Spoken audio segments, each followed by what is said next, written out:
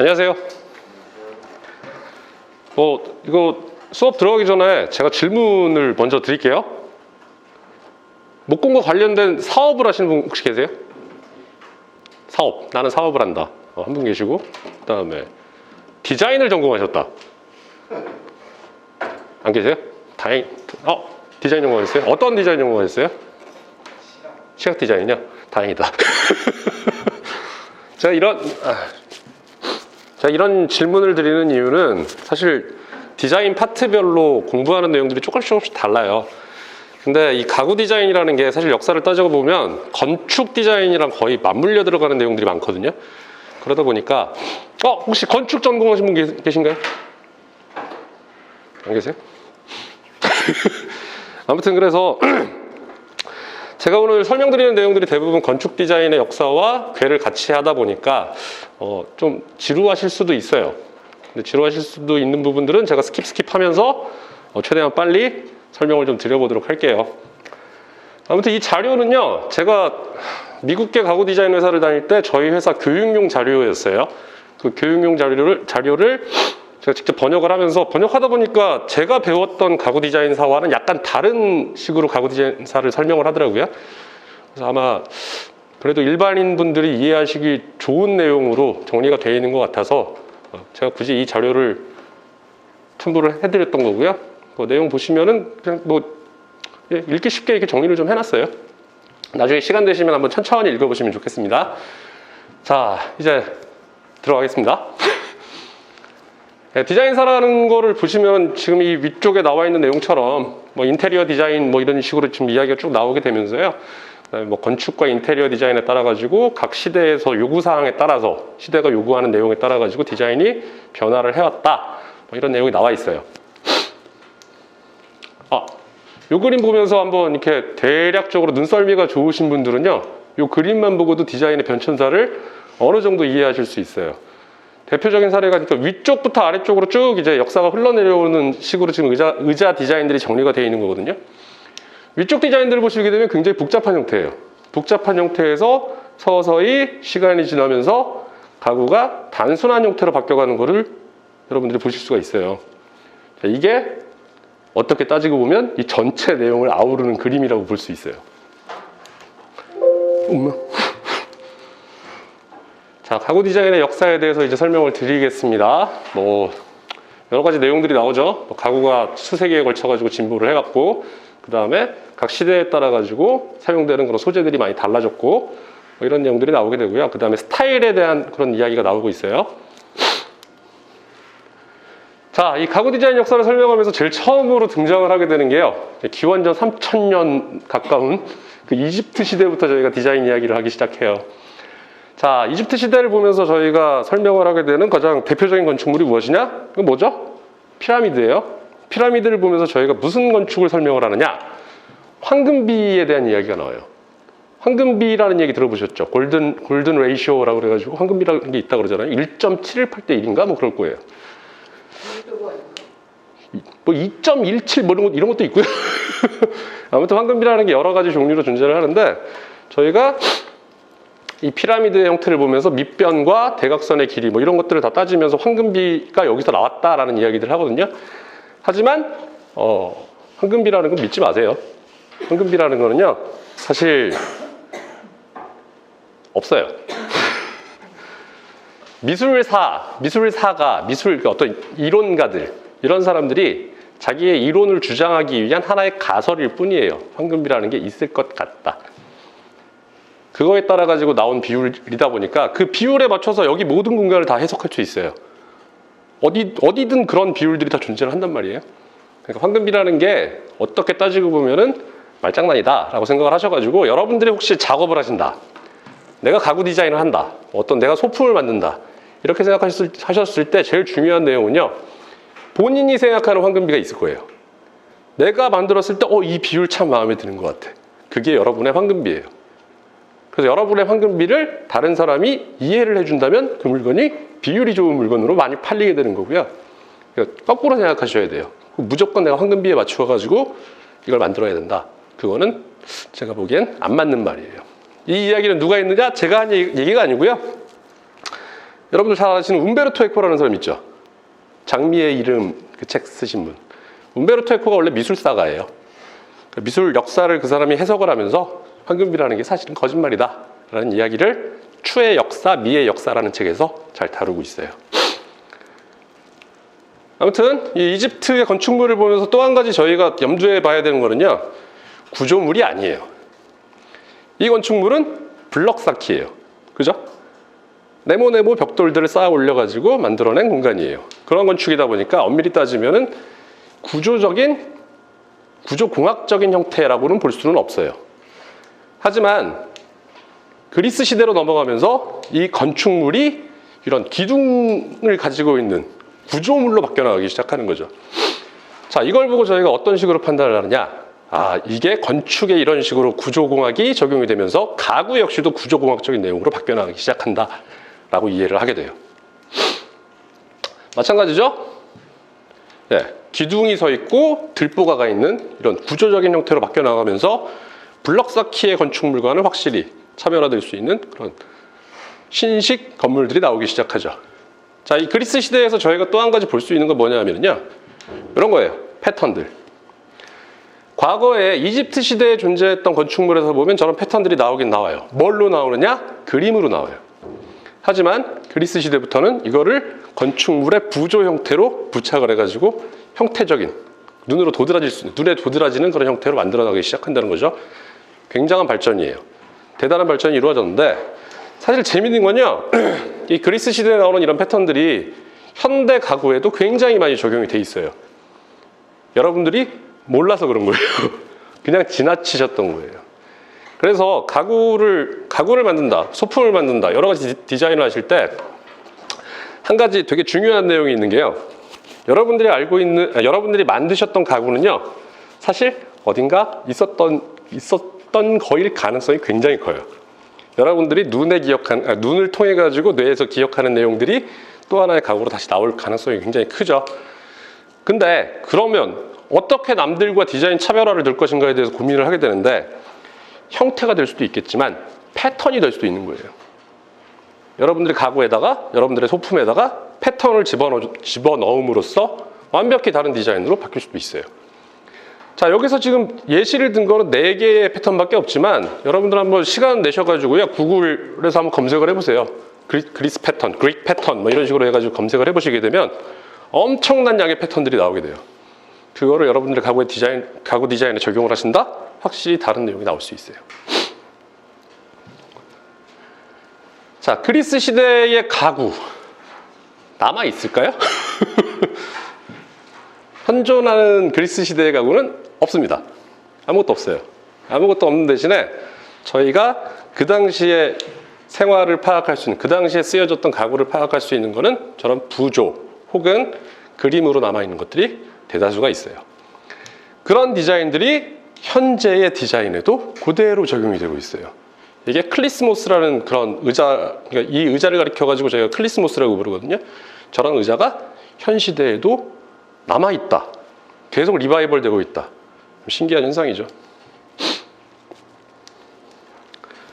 요거는 여러분들 잘 아시죠? 그리스, 로마 그런 데서 보게 되면 떨어질 뻔했네요. 항아리 같은 데 보면은 암포라라는 항아리가 있잖아요. 그런 항아리에 보시게 되면 이런 그림들이 아주 잘 남아있어요. 잘 남아있는데 거기 의자가 아주 디테일하게 잘 표현이 되어 있죠. 이거를 현대 작가가 되살려서 작업을 해본 거예요.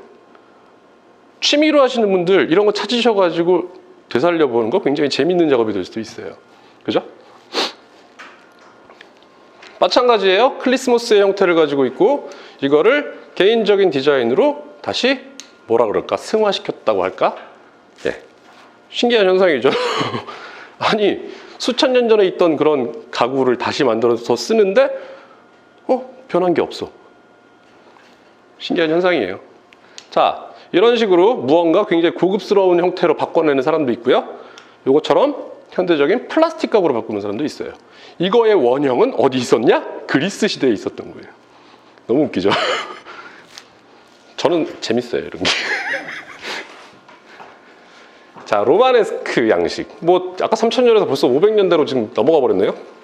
자, 로마네스크 양식에서 저희가 볼 수 있는 거는요, 이 구조적인 건축물의 형태가 훨씬 더 복잡하게 바뀌어요. 훨씬 더 복잡하고 훨씬 더 디테일해져요. 그 대표적인 게 이런 아크죠. 저는 아치와 아치로 기둥을 연결을 하는 기술들이 발달하기 시작해요. 저게 가구에 어떻게 영향을 미치느냐? 마찬가지예요. 가구가 복잡해지기 시작해요. 자, 로마네스크 형식에서 또 하나 저희가 예를 들 수 있는 게 이 산 비탈레 바실리카라는 성당인데 이 내부 공간을 보세요. 엄청나게 많은 기둥을 다 아크로 연결하고 있어요. 대단한 기술이에요. 게다가 여기 들어있는 이런 유리창들 보세요. 너무 잘 만들었어요. 자, 이 당시에 그래서 가구들이 이렇게 굉장히 복잡한 형태를 가진 가구가 나타나기 시작하는 거예요.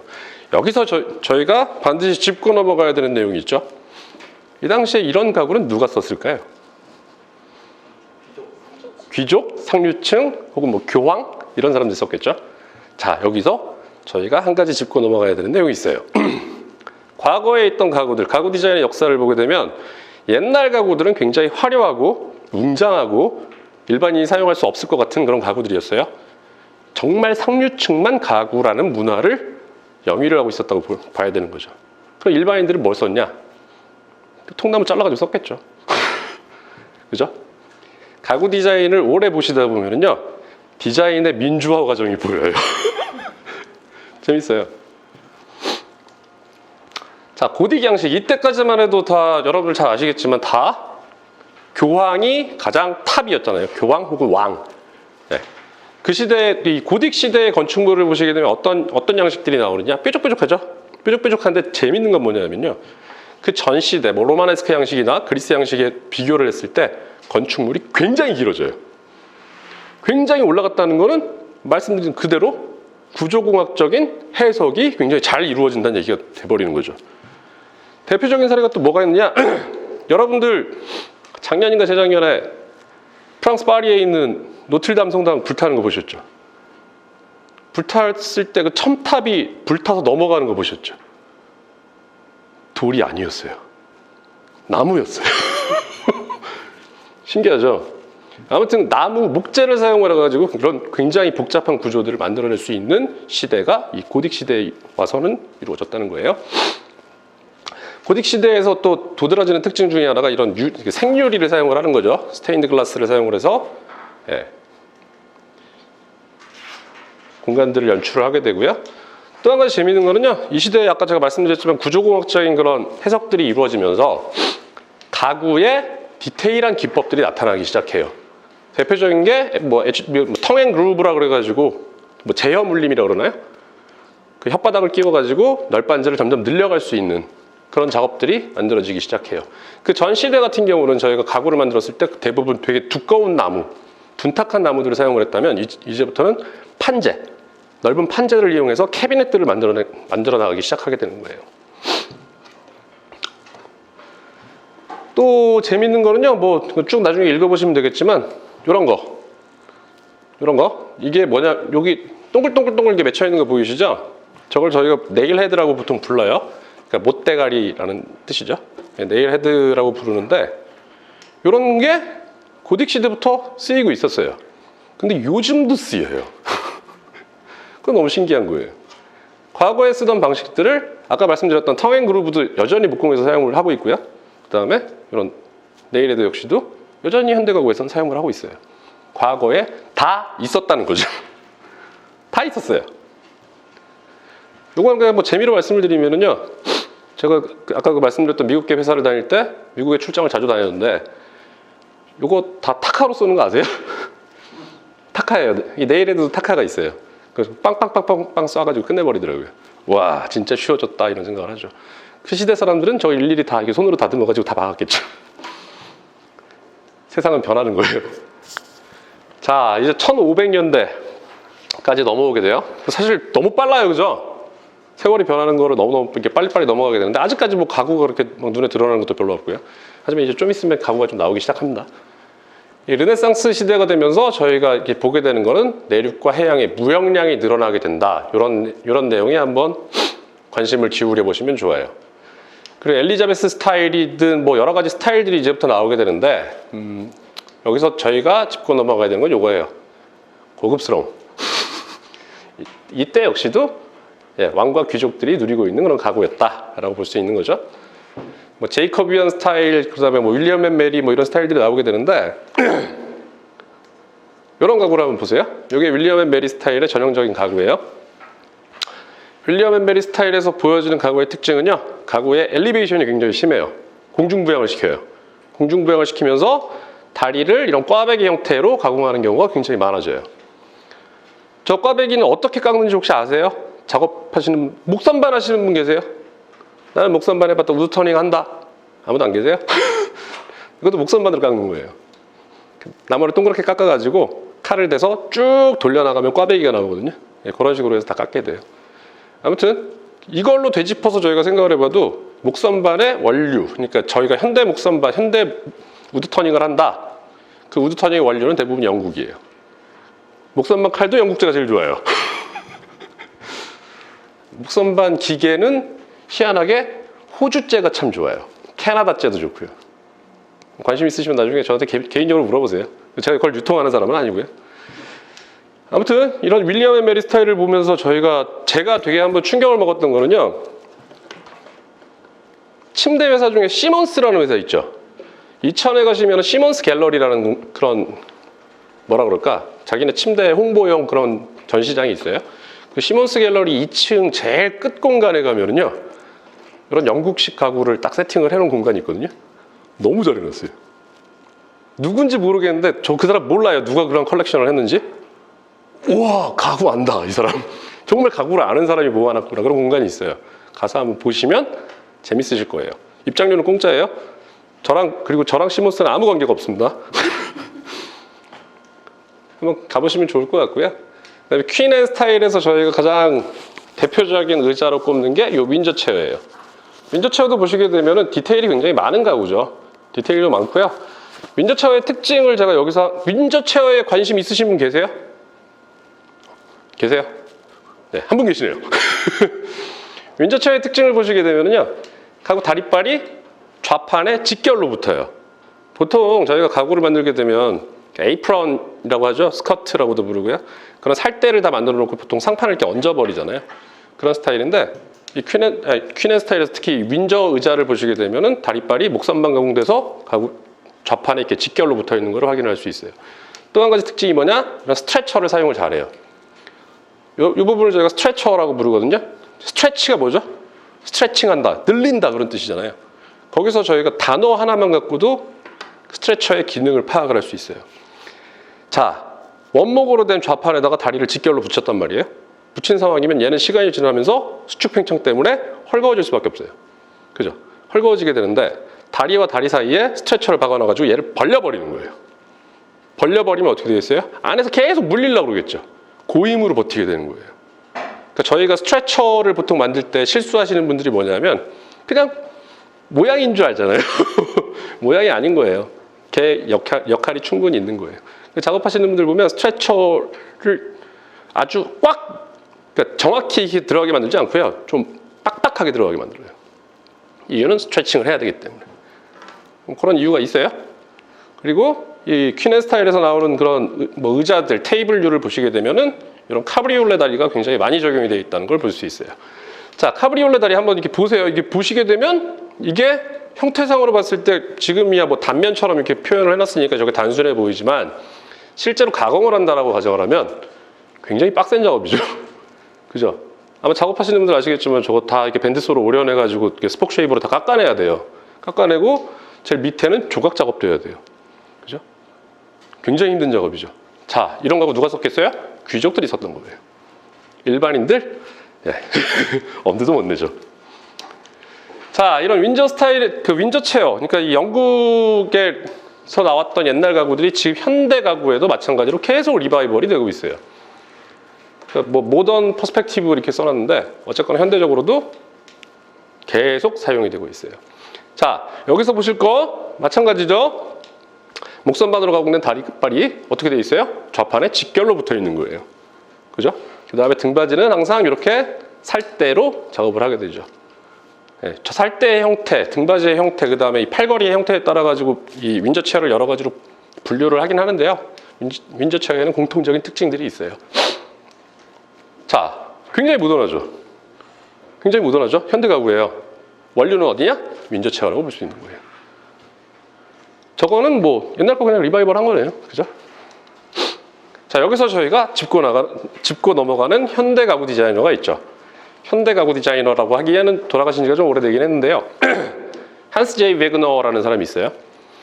한스 베그너의 별명이 있어요. 덴마크 디자이너고요. 1950년대, 60년대 이때 활동을 굉장히 왕성하게 했던 사람이에요. 이 사람이 의자 왕이라는 별명을 가지고 있어요. 그 chair maker, chair makers라는 별명을 가지고 있거든요. 의자 만드는 사람 중에 의자 만드는 사람. 그만큼 의자를 굉장히 많이 만들었던 분이에요. 그리고 이 사람이 가지고 있는 의자 버전만 한 300가지가 있어요. 의자 에디션이.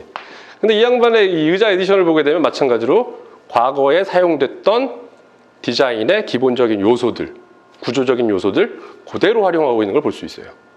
그죠? 윈저 체어에서 보여줬던 특징들이 다 있잖아요. 마찬가지예요. 요거는 사실은 뭐 여러 가지 복합적인 요소들이 있어요.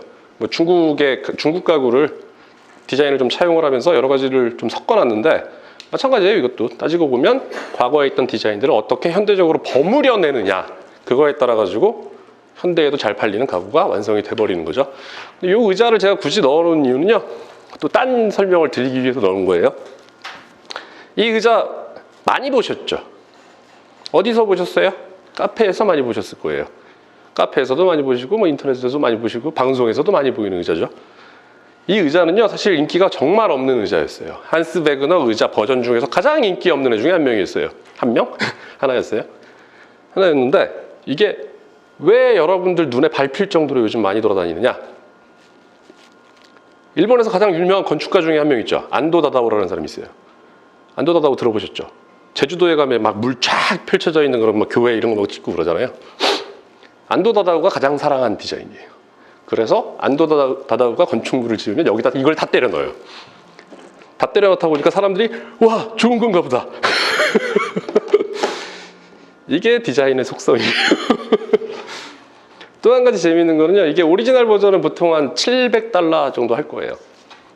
근데 오리지널 버전은 $700 정도 하는데 디자인 판권이 풀렸어요. 디자인 저작권이 풀리다 보니까 이거를 베트남에서 만들어도 되고 인도네시아에서 만들어도 되고 중국에서 만들어도 돼요.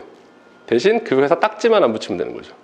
그러다 보니까 이게 가품으로 나오는 것들은 보통 10만 원대 후반에 거래가 돼요. 이게 가구 디자인의 속성이에요. 그러니까 양산돼서 많이 팔리는 가구들을 보시게 되면요, 실제로는 1950년대, 60년대 이때 유행했던 가구들이 굉장히 많아요. 근데 여러분들이 잘 아시겠지만 저작권이라는 게 원래는 60년 보장을 해줬어요. 근데 요즘 70년까지 보장을 해준다고 그러더라고요. 생각해보세요. 5, 60년대 디자인들이 왜 지금 나오냐? 싸지니까 그런 거예요. 싸서 대량 생산되다 보니까 이게 가구의 메이저가 돼버리는 거예요. 웃기는 현상이죠. 그럼 나는 가구 사업을 하겠다. 이제부터 1970년대 유행했던 가구를 찾아보시면 되는 거예요. 그럴 수 있어요. 네, 그럴 수 있어요. 이것도 여러 가지 속성 중에 하나니까 그런 내용이 있고요.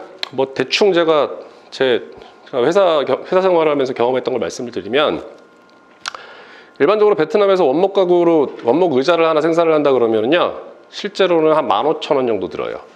나무값부터 제작비까지. 근데 그거를 한국에 가져오게 되면 보통 1000%를 받죠. 한 15만 원 정도를 받아요. 그죠?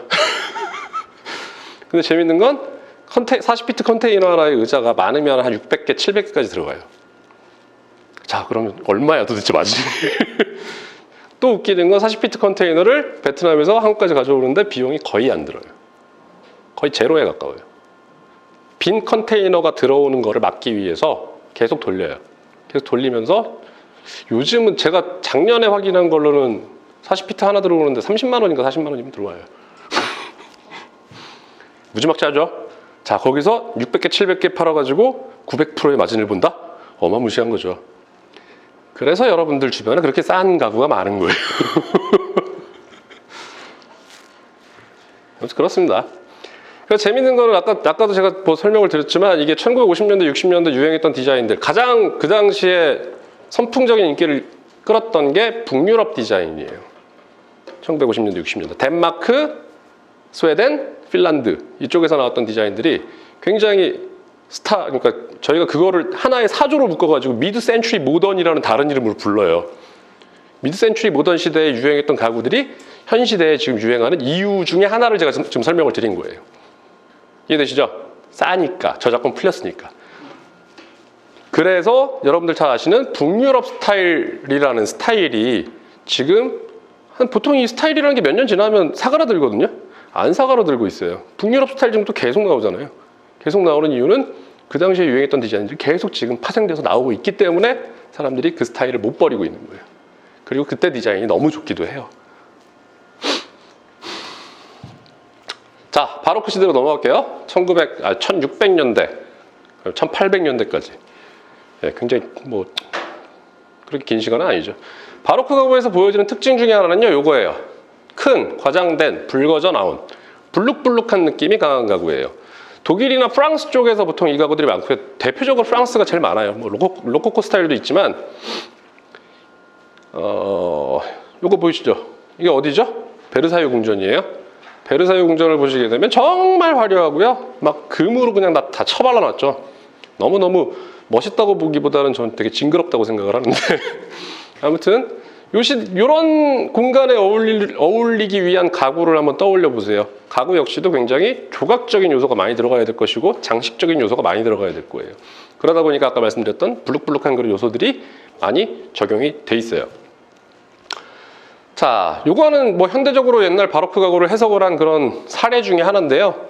이 바로크 시대에 또 한 가지 볼 수 있는 게 고딕 시대도 마찬가지고 바로크 시대도 마찬가지인데 이 당시에 무늬목 작업을 굉장히 잘하게 돼요. 사람들이. 그러니까 패널을 고딕 시대에 만들었다면 패널 이후에 이 패널 위를 장식하기 위한 그런 방법들을 찾아내는 거죠. 그걸 뭘로 장식을 하느냐? 무늬목을 바르기 시작해요. 아까 르네상스 시대에 이게 세계의 교역량이 많이 늘어났다고 그랬잖아요. 해상 교역 이런 것들이 막 늘어나면서 외국에 있는 목재들을 많이 가져오게 돼요. 가져와서 그거를 그대로 다 써버리는 게 아니고 무늬목을 만들어서 장식적인 요소로서 가구를 처리를 하게 되는 거죠. 자, 밑에 있는 가구 한번 보세요. 이건 현대적인, 이것도 마찬가지로 모던 퍼스펙티브예요. 모던 퍼스펙티브에 해당되는 가구인데 여기 다리바를 보시게 되면 어우 끔찍해.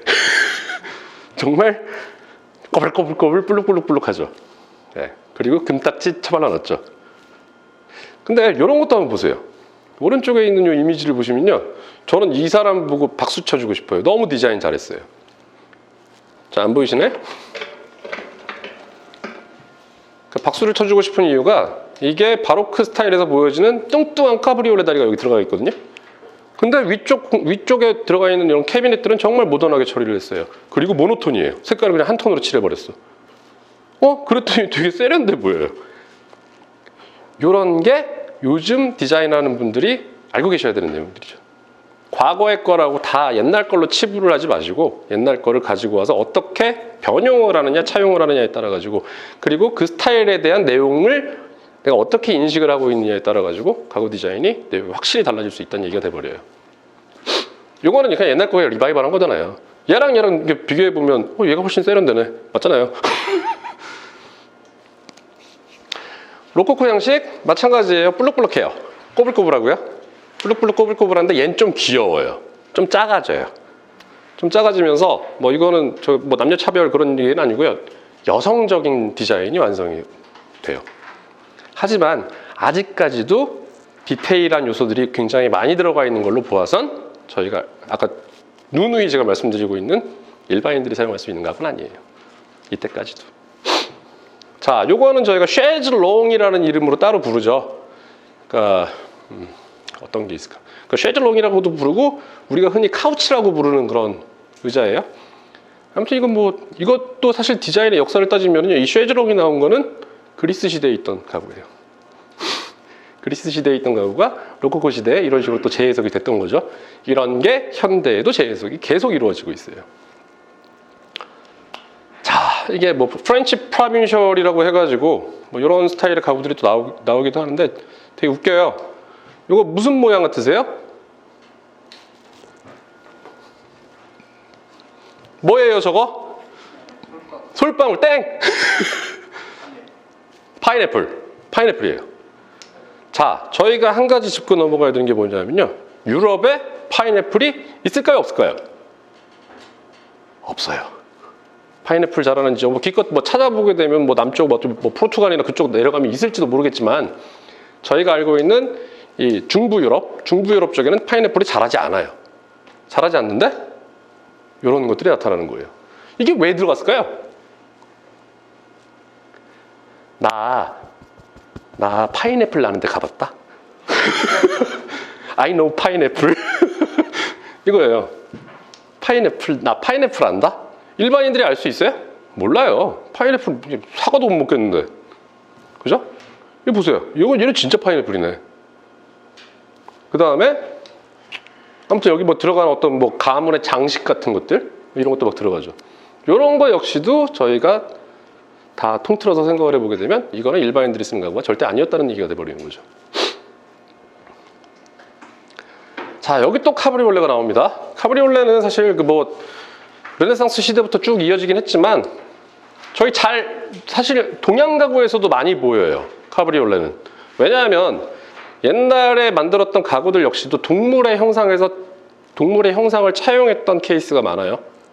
옛날 뭐라 그럴까 아더왕이 앉는 의자 막 이런 데 보시면 사자 발 막 이런 거 막 들어가 있거든요. 다리가 보통 4개잖아요, 가구가. 다리가 4개다 보니까 동물의 형상을 그대로 차용한 경우가 많은데 그러다 보니까 이런 디테일들이 나오게 됐죠. 자연스러운 현상이죠. 카브리올레는 뛰어논다라는 의미를 가지고 있대요.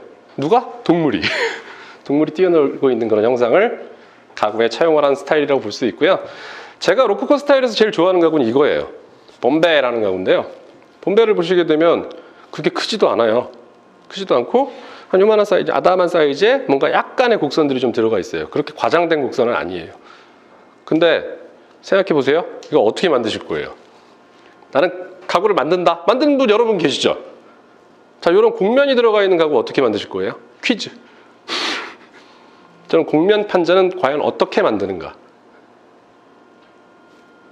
모르시겠죠? 아실까요? 뭐 여러 가지 방법들이 있겠죠? 사실 이런 곡면이 들어가 있는 그런 가구들은요, 저 안을 까보면 하나의 두툼한 판자였고요. 그 판자를 깎아낸 거예요. 깎아내고 나서 위에다 무늬목을 바른 거예요. 이해되시죠? 보통 그렇게 만들어요.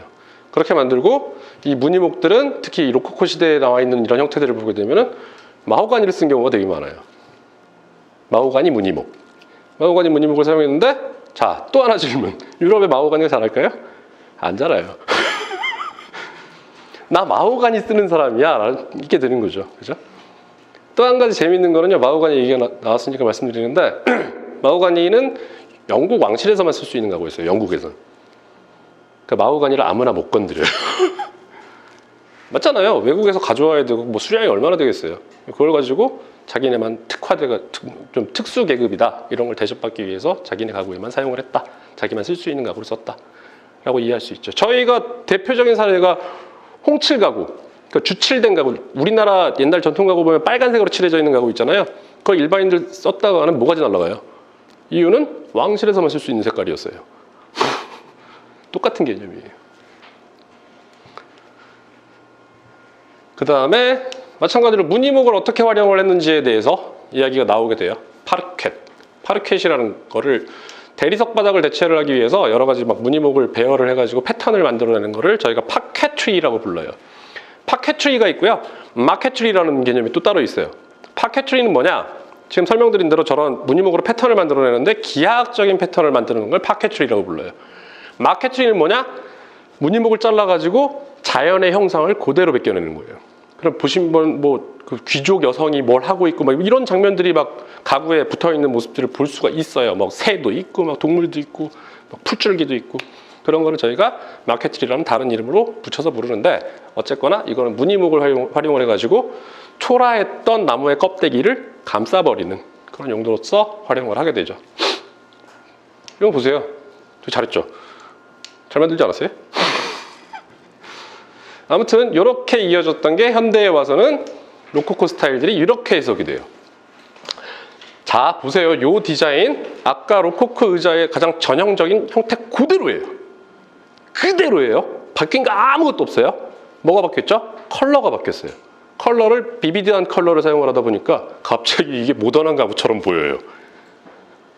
웃기죠? 신기한 현상이에요. 자, 로코코 스타일에서 보여주는 카브리올레 다리를 그냥 깔끔하게 떨어뜨렸더니 현대적인 테이블이 돼버렸네요. 의자도 마찬가지예요. 저런 원형의 테두리를 가지고 있는 로코코 형식을 그대로 적용을 한 거예요. 어떻게 현대적으로 변형을 하느냐에 따라 가지고 가구 디자인이 옛날 게 될 수도 있고 지금 살아있는 디자인이 될 수도 있는 거예요. 파켓트리 잘 썼네요. 물론 이거는 타일인 것 같아요. 하지만 저 당시에 존재했던 파켓트리라는 개념이 파르켓이라는 개념이 여기까지 적용이 돼 있다. 현대까지 계속 끌어져 나오고 있다. 이런 거를 보실 수가 있는 내용이죠. 다시 한번 정리를 해보면 아직까지는 귀족들이 쓰는 가구, 그리고 귀족들이 쓰는 가구였음에도 불구하고 저희가 현대적으로 차용할 수 있는 내용들은 분명히 있다라는 것도 기억해 두시면 좋겠습니다. 조지아 시대예요. 1720년에서 1800년대. 조지아 스타일을 보시게 되면 저희가 꼭 짚고 넘어가는 의자가 하나 나와요. 조지아 시대 의자가 나오게 되는데 이 의자를 저희가 치펜데일 의자라고 불러요. 치펜데일. 토마스 치펜데일이라는 사람이 처음에 만들었기 때문에 저희가 저걸 치펜데일 체어라고 보통 부르는데 이 의자가 사실 제가 이 이야기를 해가지고 반응을 하신 분이 아직까지 아무도 없는데 혹시나 있길 바라면서 또 한번 얘기를 해볼게요. 혹시 어렸을 때 70년대생들 계세요? 계시겠죠, 당연히. 제가 70년대생이에요. 77년생이에요. 70년대에 제가 초등학교는 80년대에 다녔겠죠? 80년대 일요일 아침이 되면 저희 어머니 아버지가 저를 끌고 성당을 가셨어요. 너무너무 가기 싫었어요. 너무너무 가기 싫었던 이유는 디즈니 만화동산을 봐야 되기 때문에. 근데 디즈니 만화동산을 보면요, 거기 다람쥐 구조대라는 기억나세요 혹시? 아무도 기억 못하시나? 아무튼 다람쥐 구조대라는 그런 게 있어요. 그 만화가 있는데 거기 주인공이 칩과 데일이에요. 칩 앤 데일. 칩과 데일. 이게 실제로 맞는 말이냐 그랬더니 맞는 말이래요. 여기서 유래한 거래요. 이유가 뭐냐? 외국 사람들 특히 저는 미국에 있었으니까 미국 사람들 옛날 집에 가보면 이 의자가 다 있어요. 할머니 의자. 그러다 보니까 이 의자에 너무 익숙한 거예요. 치펜데일이라는 이름에 대해서. 그래서 그게 다람쥐 구조대가 돼버렸네? 그만큼 외국 사람들, 특히 서양 사람들 같은 경우에 자기네가 쓰고 있는 물건들을 버리지 않고 고스란히 계속 헤리티지로 가지고 가는 경우들이 많아요. 그러다 보니까 우리보다 가구에 대한 지식이 정말 높아요. 배경 지식이 정말 월등해요. 그런 거 하나하나 볼 때마다 저는 조금 주눅 들고 그랬었거든요. 사실 지금 집에 조선조 가구 쓰시는 분 계세요? 아무도 없잖아요. 소반 정도 있겠다, 라면상으로. 그죠? 안타까운 현상이죠. 아무튼 이 치펜데일이 이 의자로도 유명했지만 이 브레이크 프론트라는 개념으로 가구를 만들어내기 시작하는데 이 브레이크 프론트가 현대에 적용되어 있는 그런 가구 사례예요. 브레이크 프론트가 뭐냐? 예전 가구들은 다 그냥 네모난 박스 안에서 무언가를 해결을 했었어요. 봄베도 마찬가지로 어떤 곡면을 만들었지만 얘도 그냥 박스 하나에서 해결을 했던 내용들이에요. 근데 치펜데일은 앞을 부숴버려요. 앞에다 층을 줘버리는 거죠. 그러다 보니까 가구에 입체감이 생겨나기 시작해요. 입체감이 생겨나고 이거 되게 옛날 스타일 가구니까 보기 싫다 이렇게 얘기를 하시는데 잘 기억해 두시는군요. 좋은 거는요, 이 측면이 이렇게 곡면으로 이렇게 꺾여 있잖아요. 곡면으로 꺾여 있다 보니까 사람들 동선에 방해를 안 줘요. 이거 되게 중요한 개념인데 아무도 안 써먹더라고요. 그죠? 자, 요거 보세요. 옆에 여기 뭐 이런 콘솔 같은 게 있네요. 콘솔 보시면 이것도 앞쪽을 부셔버렸어요.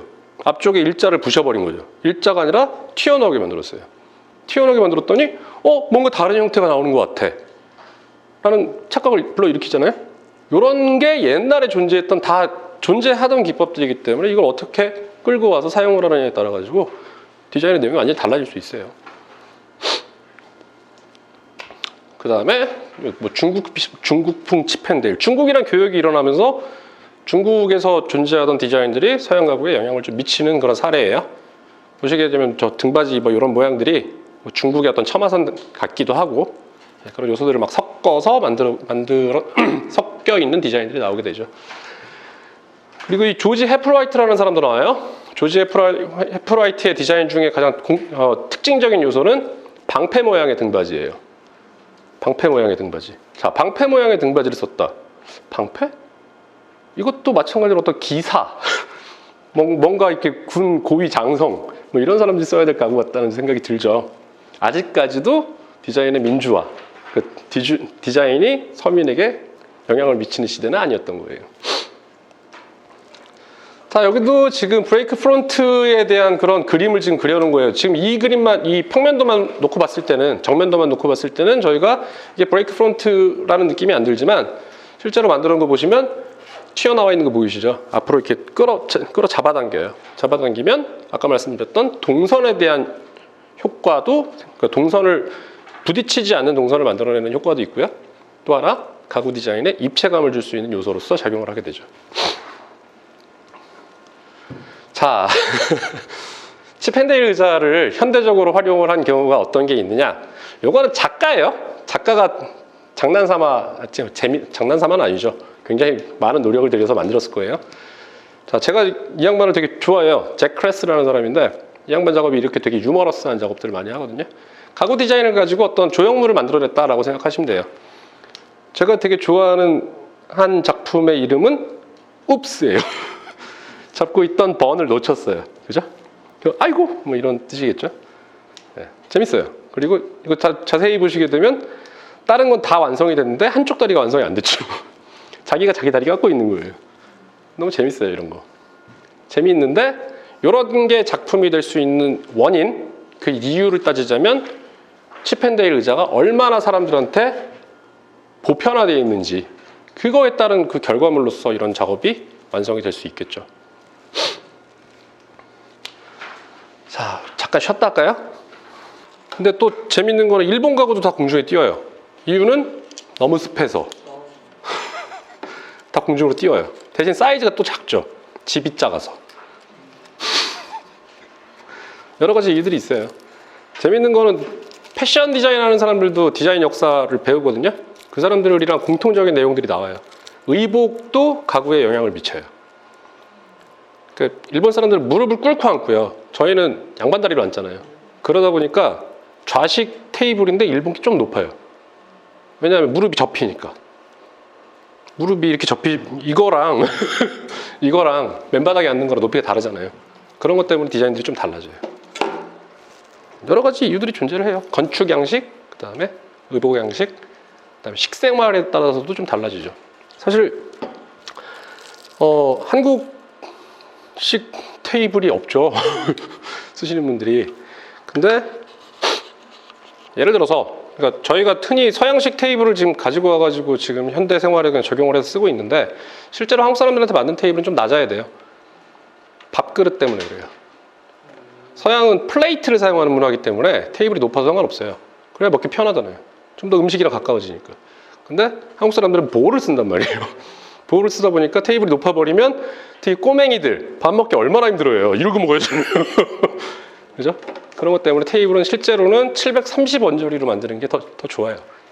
근데 여전히 한국 사람들은 745나 750짜리를 선호를 하죠. 이유는 모르겠어요. 할게요. 항상 느끼는 건 750이 스탠다드다. 750이 스탠다드라고 착각을 하죠. 더 말씀을 드릴게요, 그러면. 사실 저희가 가구에서 사용을 하는 인간공학이라는 데이터가 사우스캐롤라이나 대학에서 만든 거거든요. 그러니까 사우스캐롤라이나, 미국 사람들이 만든 데이터예요. 미국 사람들이 만든 데이터를 그냥 우리나라에 차용을 해가지고 그대로 가구를 생산을 해내거든요. 안 맞는 말이죠. 자, 의자 저희가 높이 몇으로 알아요? 의자 보통 만들면 450을 저희가 이 좌판의 하이트로, 좌판의 높이로 보게 되거든요. 450? 한국 사람들한테 높아요. 한국 사람들의 평균 신장이 아직까지도 크게 변화는 없어가지고 남자 기준 173, 174 언저리예요. 웃기는 거 뭔지 아세요? 미국도 평균 신장은 한국 사람이랑 똑같아요. 정말 똑같아요. 몇 미리, 0. 몇 미리만 차이 나요. 근데 웃기는 건 뭐냐? 그 사람들은 다리가 길어요. 또 한 가지, 그 사람들은 신발을 신고 생활을 해요. 그럼 다리가 더 길어요. 그러면 자연스럽게 450짜리 의자에 앉으면 편하게 느껴요. 한국 사람들 450짜리 의자에 앉아서 편하세요 그러면 다리가 좀 뜨는 것 같은데? 라고 착각을 하죠. 여러분들 가구를 만약 구매를 하러 가셨다. 의자에 앉아본, 의자는 무조건 앉아보고 사야 되죠. 의자 앉아보실 때 절대 잊지 마셔야 되는 건 신발을 벗고 앉아보셔야 돼요. 가구 매장이다 보니까 신발 신고 왔잖아요. 그럼 편하게 느껴요. 집에 가져가잖아요. 달랑달랑. 그런 경우들이 비일비재합니다. 그러다 보니 반드시 신발은 벗고 한번 앉아보시는 게 좋아요.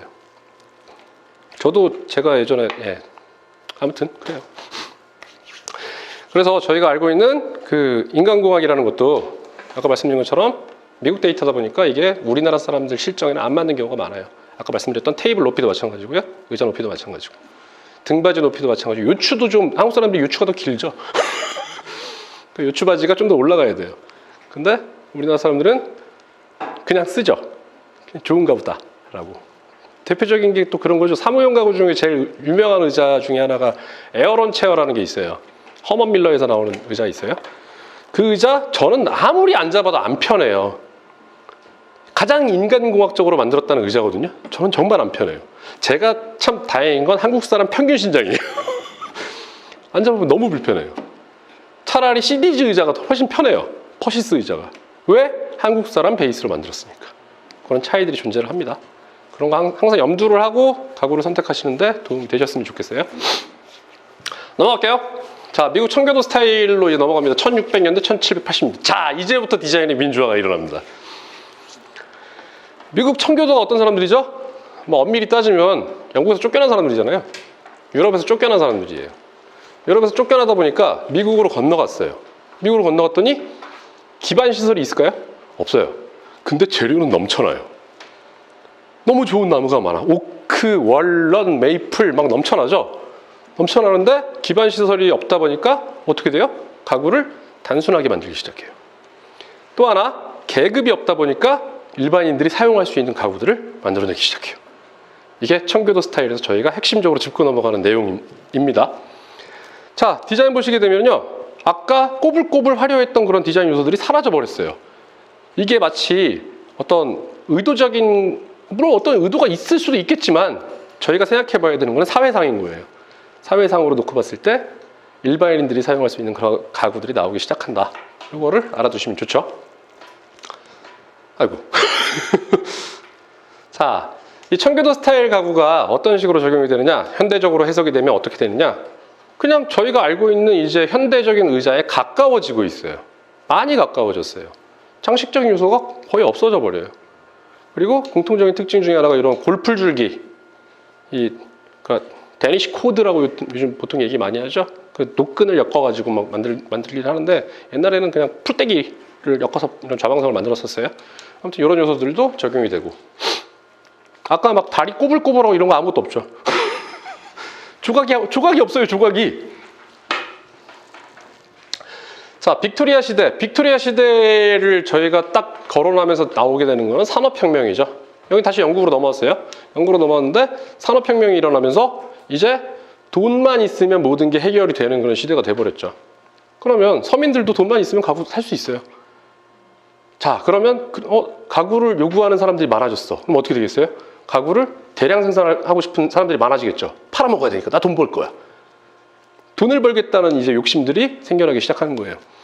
그러면서 나타나는 의자가 얘예요. 카페에서 많이 보셨을 거예요. 정말 많이 보셨을 거예요. 이게 미하엘 토넷이라는 오스트리아 가구 디자이너 겸 생산자가 만들어낸 의자예요. 이 의자의 특징이 뭐냐면요. 플랫 패키징이라고 쟤를 다 분해를 해가지고 네모난 상자 안에 다 들어가요. 그죠? 다 분해가 돼요. 다 분해가 되고, 이거 아마 오더 하셔가지고 집에서 조립하실 수도 있어요. 지금도 그렇게 팔아요. 물론 다 완제품을 원하시겠지만. 아무튼 플랫 패키징이 돼가지고 대량 생산할 수 있는 여지를 또 만들어 놓고요. 또 한 가지 특징은 여기서 사용된 기법은 스팀 밴딩이라는 거죠. 나무를 뜨겁게 달궈가지고, 제가 박사님한테 예전에 여쭤봤어요. 스팀 밴딩이 도대체 왜 휘는 거냐고. 리그닌이 이렇게 연질로 변한대요. 뜨거워지면. 리그닌한테 열을 줘가지고 얘가 휠 수 있게 만들어서 이런 형태를 만들어내기 시작하죠. 물론 이거 이렇게 밴딩하고 나서요, 다 또 벨트 샌더에다 갈아가지고 그런 이런 모양들을 만들어요. 실제 공장에서는. 아무튼 그래서 이 토넷 의자가 판매가 되는데, 이 토네드 의자가 지구 역사상 가장 많이 팔린 의자예요. 이게 제가 마지막으로 확인했던 게 아마 지금도 아마 위키피디아 그런 데 들어가시면 내용이 나올 텐데 마지막으로 확인했던 게 한 1억 개 정도 팔렸다고 그러더라고요. 이 의자가. 또 마찬가지로 디자인 판권이 풀린 제품이다 보니까 짝퉁들도 많아요. 굉장히 많아요. 똑같은 형태. 되게 많죠. 또 이 의자에 대해서 한 가지 더 말씀을 드리면 그 미하일 토넷이라는 사람이 그 사람의 자손들이 이제 가구를 좀 분사를 시켜요. 분사를 시켜가지고 오스트리아에 그 회사가 그대로 남아있기도 하고요. 유럽의 중국 같은 느낌을 가지고 있는 나라가 체코죠. 체코에 이 분사된 회사가 하나 있어요. 그 회사의 이름은 TON, 톤이라는 회사가 있어요. 아마 인터넷 쳐보시면 톤체어 검색하면 엄청나게 많이 나올 거예요. 그래서 이게 오스트리아에서 생산되는 버전은 개당 한 600불에서 800불 사이에 거래가 되고요. 톤에서 나오는 거는 한국에서 13만 원, 14만 원 그 정도에 팔아요. 그러니까 톤에서 나오는 거는 오리지널 디자인을 가지고 있지만 좀 더 염가로 생산된 제품이다라고 생각하시면 되고요. 또 오리지널 톤넷은 여전히 거기 장인들이 만들고 있는 그런 가구다라고 생각하시면 돼요. 차이가 있느냐? 잘 모르겠어요. 잘 모르겠어요. 아무튼 그래요. 스팀 밴딩 궁금하신 분들은 나중에 정회원 가입하셔가지고 저한테 찾아오시면 제가 이게 스팀 밴딩 하는 법도 알려드릴 수 있어요. 그 다음에 쉐이커 가구. 쉐이커는 또다시 미국이에요. 쉐이커 가구가 나오게 되는데 쉐이커 가구가 1774년, 1870년까지 한 100년 정도 이게 이어진 가구죠. 자, 쉐이커라는 게 뭐냐면요, 미국에 있는 어떤 종교 집단이에요. 그러니까 그 종교 집단이라고 하니까 요즘 좀 표현이 이상한데 기독교 집단 중에 하나죠. 그 쉐이커 교도들이 만들어낸 가구들이에요. 그 가구들의 대표적인 형태, 그러니까 그 쉐이커 가구의 형태를 현대적으로 차용한 가장 대표적인 사례가 이거죠. 누구 가구예요? 조지 나카시마. 네, 한 명 나왔습니다. 조지 나카시마의 디자인이죠. 조지 나카시마가 자기 스스로를 뭐라고 불렀냐면요, 나는 재퍼니즈 쉐이커다라고 얘기를 해요. 나는 일본계 쉐이커 교도다, 이렇게 얘기를 하면서 이런 가구들을 만들어내기 시작하죠. 조지 나카시마가 했던 얘기 중에 제일 중요한 건 그거죠. 자기는 이 나무 판 하나에 영혼이 있다라고 믿는다, 뭐 이런 얘기를 하는데 모르겠어요. 그건 뭐 나도 그렇게 얘기한다. 아무튼 굉장히 멋있는 가구들이 나오는데 사실 저는 조지 나카시마 가구를 그렇게 좋아하진 않아요. 좋아하지 않는 이유가 특히 제일 유명한 조지 나카시마의 의자 중에 하나가 이거죠. 코노이드 체어라는 의자인데 이 코노이드 체어가 유명한 이유가 뭔지는 아세요? 다리가 다 4개였는데 이 사람 디자인은 캔틸레버라고 그래가지고 하나의 기둥에서 튀어나온 구조를 가지고 의자를 만들었다. 이것 때문에 유명한 거거든요. 너무 무거워요. 밥 먹으려고 앉으면 의자를 이렇게 끌잖아요. 마루장이 다 터져버릴 거예요. 너무 무거워요. 굉장히 불편한 의자 중에 하나예요. 아무튼 그래도 어떤 뭐 디자인의 어떤 전환기를 만들어준 그런 의자 중에 하나니까 이걸 가지고 조지 나카시마의 대표적이다라고 이야기를 하기도 하죠. 여기서 얘기가 나왔으니까 제가 한 가지 말씀드리는데 가구가 보통 다리가 다 4개잖아요. 하지만 우리나라 어느 인테리어 현장을 가보든 그리고 어떤 집을 가보든 평면 바닥이 없어요. 다 울렁꿀렁하죠. 약간의 단차들이 존재를 해요. 그러다 보니까 자연스럽게 테이블을 갖다 놓게 되면 껐덕껐덕하죠. 동전도 넣고 그 다음에 뭐죠? 그 부직포 같은 것도 막 대기도 하고 그러죠. 흔들리지 않는 가구를 만들려면 다리를 몇 개로 만들어야 될까요? 3개로 만드셔야 돼요. 트라이포드 생각하시면 돼요. 삼각대. 어떤 위치에 놔도 얘는 안정적인 형태를 자기 형태를 그냥 그대로 유지를 하려고 그러잖아요. 어떤 지점에 갖다 놔도. 그거를 생각해 보시면 여러분들이 가구다리 4개에서 탈피할 수 있는 그런 디자인들을 만들어내실 수 있는 방법이 되겠습니다. 자, 이제 또 한 가지 또 골 때리는 집단이 하나 나타나는데요. 자, 디자인의 민주화가 이루어졌어요. 디자인의 민주화라는 게 아까 말씀드렸던 것처럼 대량 생산이 이루어진다는 거죠. 대량 생산이 이루어지면서 저희가 알고 있던 예전의 가구 가격, 가구의 가치보다 많이 떨어졌어요. 많이 떨어지다 보니까 이거에 환멸을 느낀 사람들이 있어요. 이건 너무 공예적이지 못해. 이건 그냥 공장에서 다 찍어내는 거잖아. 이거에 대해서 불만을 느낀 사람들이 만들어낸 운동이에요. 아트 앤 크래프트라는, 그러니까 미술 공예 운동이라는 그런 사조가 하나 형성이 되죠.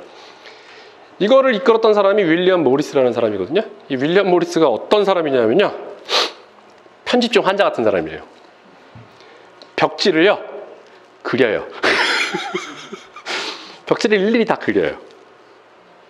가구도요 어떤 기계적인 가공이 이루어지지 않은 정말 손으로만 만드는 그런 운동이 일어나게 되는데 그걸 이끌었던 사람인 거예요. 그렇게 오래 가진 못했어요. 지금 뭐 끼케야 한 40년 정도로 이렇게 표현이 되는데, 자, 윌리엄 모리스의 의자예요. 윌리엄 모리스의 의자예요. 굉장히 투박해 보이죠. 기계적인 가공을 안 하다 보니까 손으로 막 썰어서 만들려면 이런 둔탁한 형태밖에 나올 수가 없겠죠. 근데 웃기는 거는요, 이런 둔탁한 형태의 의자를 현대적으로도 만들어요. 이런 것도 살아있다는 게 너무 뭐라 그럴까 딜레마 같기도 하고 웃기죠. 이 위에 보시면 구스타프 스티클리라는 사람의 이름을 제가 하나 적어놨는데요. 제가 저걸 적어놓은 이유는 다른 이유는 없어요. 만약에 여러분들이 가구에 관심을 가지고 있고 나는 가구 구조에 대해서 좀 이해를 많이 하고 싶다, 그런 분들이라면 구스타프 스티클리의 가구를 한번 찾아보시라는 의미에서 넣어놨어요. 왜냐하면 여러분들이 뭐 예를 들어서 테이블을 하나 만든다 그러면 부품이 뭐 많아봐야 10대 개 정도 나올 거예요. 그래서 그걸 이렇게 조립을 하면 끝나는 거잖아요. 근데 예를 들어서 캐비넷, 되게 복잡한 형태의 어떤 서랍장 이런 거를 만든다 그러면 갑자기 부품이 기하급수로 늘어나요. 굉장히 많아지죠. 많아지다 보면 취미로 만드시는 분들의 공통점이 뭐냐, 다 만들어 놓고 조립하는데 나중에 상판이 안 덮여, 막 이런 경우들이 생겨요. 진짜 그래요. 경험해 보셨죠? 조립이 안 돼. 이런 경우들이 생긴단 말이에요. 그거를 막을 수 있는 방법이 스티클리의 구조를 한번 보시는 거예요. 대표적인 게 파인 우드워킹 그런 데 보시면 거기 막 이렇게 구조도 이렇게 분해도 이렇게 쫙 그려져 있는 거 있죠. 입체로. 스티클리 자료 굉장히 많이 찾을 수 있어요. 그거 찾아서 이런 식으로 조립이 되는구나. 그걸 먼저 파악을 하시고 작업을 하시면요, 훨씬 더 정교한 디자인이 나올 거예요. 정교한 조립이 이루어질 거고요. 찾아보시라는 의미에서 넣어놨어요. 자, 아르누보 1890년, 이제 1900년대까지 넘어왔습니다. 한 100년 전이죠. 자, 아르누보 하면은 저희가 떠올릴 수 있는 건 뭐냐? 철제가 이제 많이 사용이 돼요. 철제가 사용이 되면서 어떤 형태들을 만들어내느냐? 풀떼기 같은 형태가 많이 나와요. 골풀 줄기 같은, 그런 형태들이 채찍형 곡선, S형 곡선 이런 얘기들이 많이 나오죠. 그리고 아르누보, 이게 딱 단어만 들어봐도 저거는 영어가 아니죠. 프랑스 말이에요. 아르누보, 그러니까 뭐 새로운 아트다, 뭐 이런 뜻이잖아요. 그래서 이 아르누보의 가장 대표적인 나라가 프랑스고요. 프랑스의 지하철역 입구, 뭐 이런 거를 생각해 보시면 돼요. 헥터 귀마르, 그러니까 제가 프랑스 발음 잘 못해요. 헥터 귀마르라는 사람이 디자인했는데, 헥터 귀마르의 디자인들을 보시게 되면 아르누보의 정수를 느낄 수 있어요. 하지만 요게 현대 디자인에 먹히느냐? 잘 모르겠어요. 이거에 대해서 거부감을 갖고 있는 사람들이 아직 되게 많아요. 왜? 너무 화려해요. 절충주의는 잠깐 건너뛰고 바우하우스 얘기할게요. 자, 프랑스에서는 그렇게 꼬불꼬불 막 그런 자연의 형태를 베낀 그런 철물들을 만들어냈다면 독일 애들은 뭘 했느냐? 대량 생산할 수 있는 네모, 직선, 동그라미 이런 기하학적인 형태들을 만들어내기 시작해요. 그거를 대표적으로 이끌었던 학교 이름이 바우하우스죠. 미술대학교, 예술대학교예요. 음악, 미술 다 했죠. 건축도 했고요. 아무튼 여기서 만들어낸 이런 손잡이를 보세요. 그냥 현대에 팔리고 있는 손잡이잖아요. 그죠? 자, 독일에서 이런 디자인을 했다 이유가 뭘까요? 독일은 철강 국가예요. 철제 소재를 최대한 빨리빨리 찍어내가지고 대량 생산해서 많이 팔 수 있는, 그거를 목표로 잡았던 거예요. 자, 여기서 저희가 짚고 넘어가야 되는 게 뭐냐? 모더니즘이라는 가구가 여기서 시작이 되는 거예요. 여러분들 착각하지 마세요. 모던 가구랑요, 미니멀 가구는 다른 거예요. 이거 되게 모던하고 미니멀해, 이런 말 이상한 말이에요.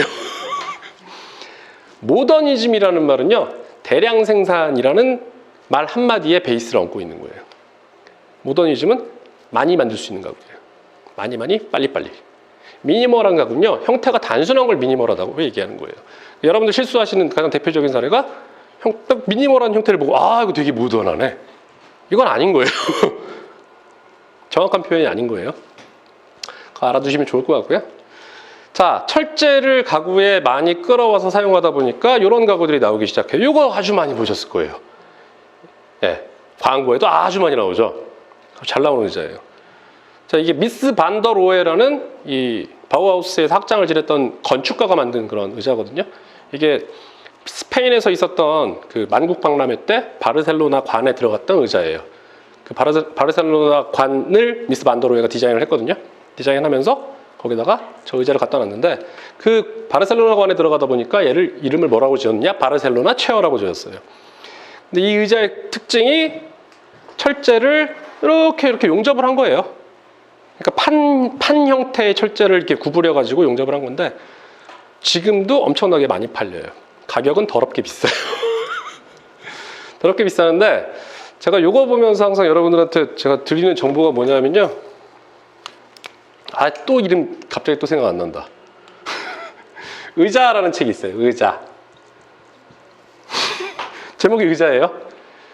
의자 디자인에 관심이 많으신 분들이라면 요걸 한번 찾아보시면 좋을 것 같아요. 요 책의 텍스트가 지금 남아 있고요.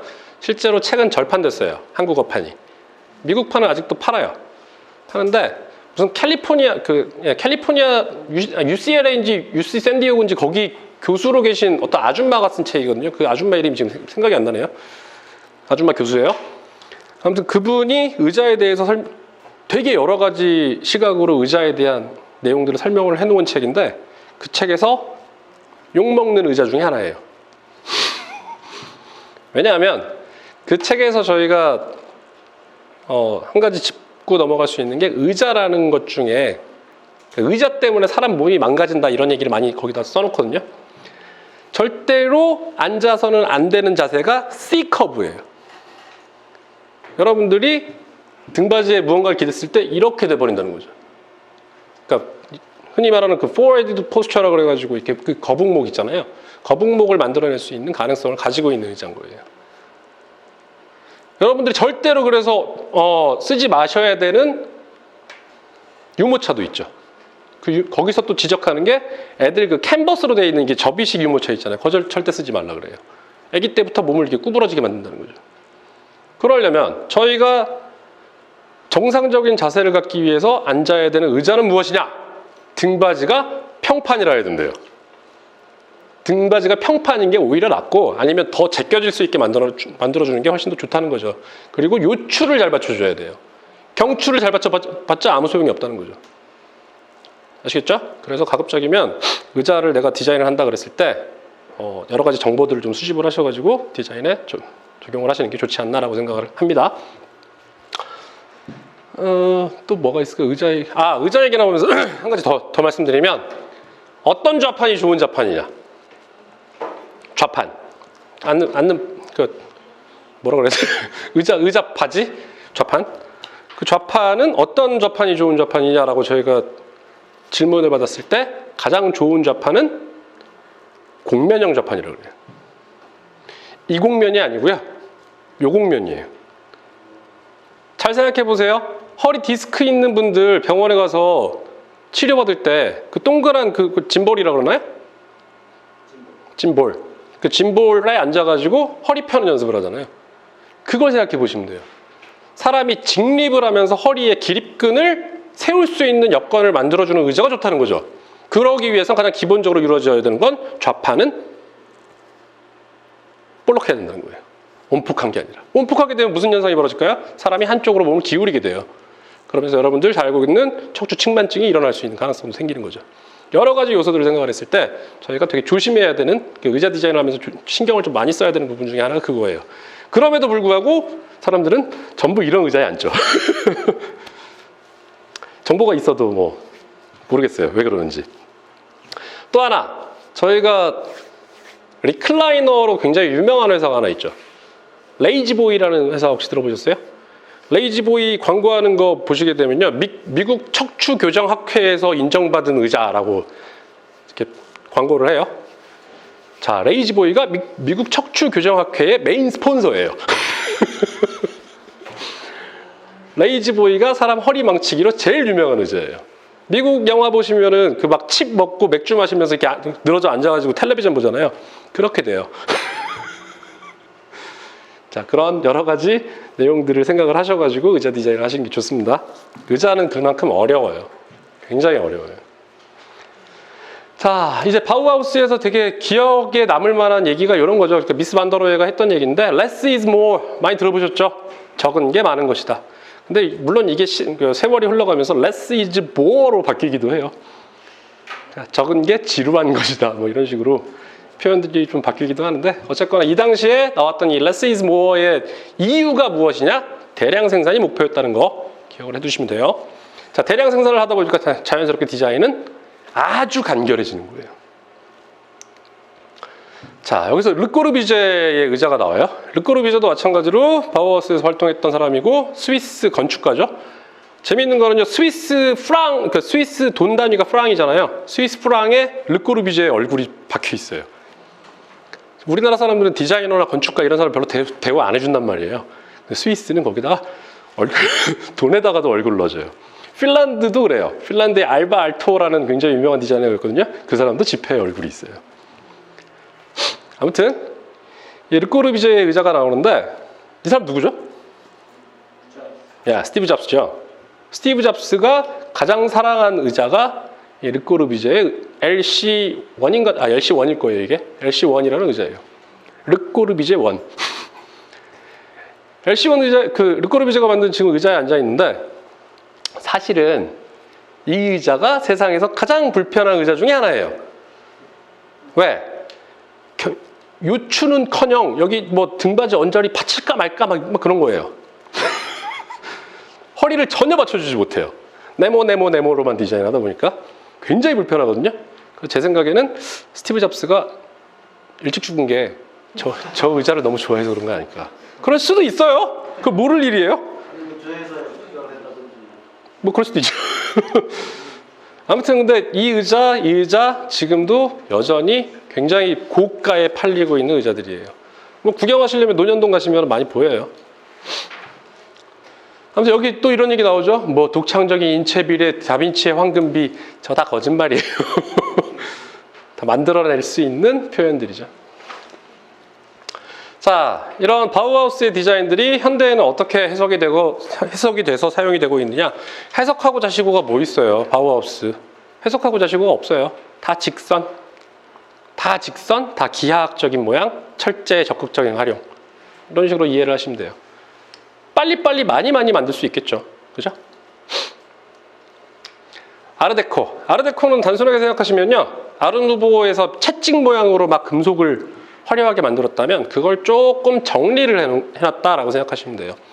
단순하게 생각하시면 뭐 동네 빌라 같은데 이렇게 난간, 빌라 화단 같은데 보면 약간 이렇게 꼬부라진 그런 형태들 있잖아요. 그게 다 아르데코에서 영향을 받아가지고 현재까지 남아있는 디자인들이라고 생각하시면 돼요. 뭐 여러 가지 사례들이 나오는데 건너뛰고요. 자, 이제 1950년대 이후부터는 디자인이 어떻게 되느냐? 예전에는 목재를 가지고 가구를 많이 만들었다라고 가정을 한다면 바우하우스 이후에 현대로 들어오면서는요, 굉장히 복합적인 소재들을 가구에 사용하게 돼요. 가구만 그런 게 아니죠. 건축도 마찬가지고요. 인테리어 디자인도 마찬가지예요. 요거 보이시죠? 이거는 루브르 박물관 앞에 있는 그 IMPA가 만든 그 삼각형 피라미드잖아요. 옛날에 피라미드가 블럭 쌓기였으면 현대의 피라미드는 저런 식으로 유리와 철제를 사용을 해가지고 복합적인 형태로 표현을 할 수 있다. 이렇게 됐죠. 자, 요 의자 많이 보셨죠? 요 의자에서 여러분들이 기억하셔야 되는 거는 요 브랜드예요. 허먼 밀러. 좀 비싼 가구, 좀 괜찮은 가구 쓰시겠다 그러면 저 브랜드 거 찾으시면 되게 멋진 디자인들 아주 비싼 가격에 사실 수 있어요. 아무튼 찰스 임스가 만든 그런 의자인데, 저 라운지 체어 같은 경우는 우리나라에서 이슈가 한번 된 적이 있죠. 문재인 대통령이 선거하던 시절, 대통령 되기 전에 선거 활동하던 시절에 요게 사진을 찍혀가지고 무슨 서민들을 위한다는 대통령이 그런데 앉아가지고 저 의자가 얼마짜린데, 이 의자 새 걸로 한 600만 원, 700만 원 정도 해요. 그랬더니 문재인 대통령 쪽에서 한 말은 중고다. 중고를 사다 썼다. 이렇게 얘기를 해가지고 넘어간 적이 있죠. 아무튼 굉장히 비싼 의자예요. 요거를 구입을 하시려면 한국에 허먼 밀러 에이전트 회사가 몇 군데가 있거든요. 근데 뭐 저도 저 의자에 한번 앉아보려다가 아는 선배한테 엄청 혼났어요. 살 거 아니면 앉지 말래요. 아무튼 굉장히 편한 의자로 유명한 거예요. 짝퉁도 되게 많아요. 비슷한 형태의 디자인들 많고요. 제가 말씀드렸지만 저작권이라는 게 70년이 지나면 사라진다고 그랬잖아요. 곧 나올 거예요. 아무튼 그렇고요. 저희가 기억해 두셔야 되는 것 중에 하나가 이런 거예요. 뭐 전환적 스타일이라는 타이틀을 보시면 아시겠지만 과거의 것들을 현대에 어떻게 차용을 해가지고 디자인을 하느냐, 뭐 그거에 따라서 어떤 스타일이 또 형성이 되기도 하고요. 마지막에 적혀 있는 이 그린 빌딩이라는 얘기도 한번 이렇게 염두에 두시면 좋아요. 부동산업에 종사를 하시는 분이 계실지 모르겠어요. 부동산에 관심이 있으신 분들, 특히 빌딩 관련해서 관심이 있으신 분들은 한번 알아두시면 좋은데요. 그린 빌딩이라는 걸 취지로 해가지고 여러 가지 인증 제도가 생겨났어요. 특히 대표적인 게 LEED라는 리드 인증이라는 게 있어요. 자, 리드 인증을 받게 되면은 장점이 뭐냐? 리드의 그 LEED라는 그 단체에서 어떤 빌딩에다가 서티피케이션을 줘요. 너네는 우리한테 인증을 받은 건물이야. 그러면 부동산 가치가 상승을 해요. 자, 리드 인증을 받기 위해서 저희가 해야 되는 행동은 뭐냐? 이 건물을 지을 때 냉방, 난방, 그 다음에 여기 들어가는 소재, 요거에 따라 가지고 그 리드의 그 서티피케이션 그레이드가 좀 달라지는데, 저걸 저희가 알아야 되는 이유가 뭐냐면요, 사무용 가구에 관심을 가지고 계신 분이 있으실지 모르겠어요. 사무용 가구에서 저희가 반드시 짚고 넘어가야 되는 거, LED 인증에서 좋은 점수를 받기 위해서는요, 요 소재를 쓰셔야 돼요. 지금 여러분들 앉아 계신 그 소재를 쓰셔야 돼요. 파티클 보드, MDF, 그 다음에 파티클 보드랑 MDF 합판, 이 정도. 원목이 더 좋은 소재 아니에요? 아니에요. 원목을 쓰면 점수가 깎여요. 재활용의 목적을 두고 있기 때문에 재활용이 쉬운 소재들에 대해서 점수를 더 높게 쳐주는 거예요. 아시겠죠? 그래서 혹시나 사무용 가구에 관심이 있으셔가지고 이런 걸로 뭐 영업을 하시겠다. 그러면 난 좀 더 특이하게 원목을 쓸 거야. 네, 그건 하지 마세요. 하지 마시라는 의미에서 제가 말씀드리는 거예요. 자, 현대에 와서는 그래서 어떤 식으로 디자인들이 변하게 되느냐? 아까 말씀드렸다시피 목재가 아닌 다른 소재들을 활용을 하게 돼요. 카본 파이버를 활용한 가구예요. 탄소 섬유를 활용한 그런 가구들이 나와요. 그것도 뭘로 만드느냐? 이걸 사람 손으로 깎아서 만드는 게 아니라 컴퓨터가 와서 깎아주는 그런 작업을 하죠.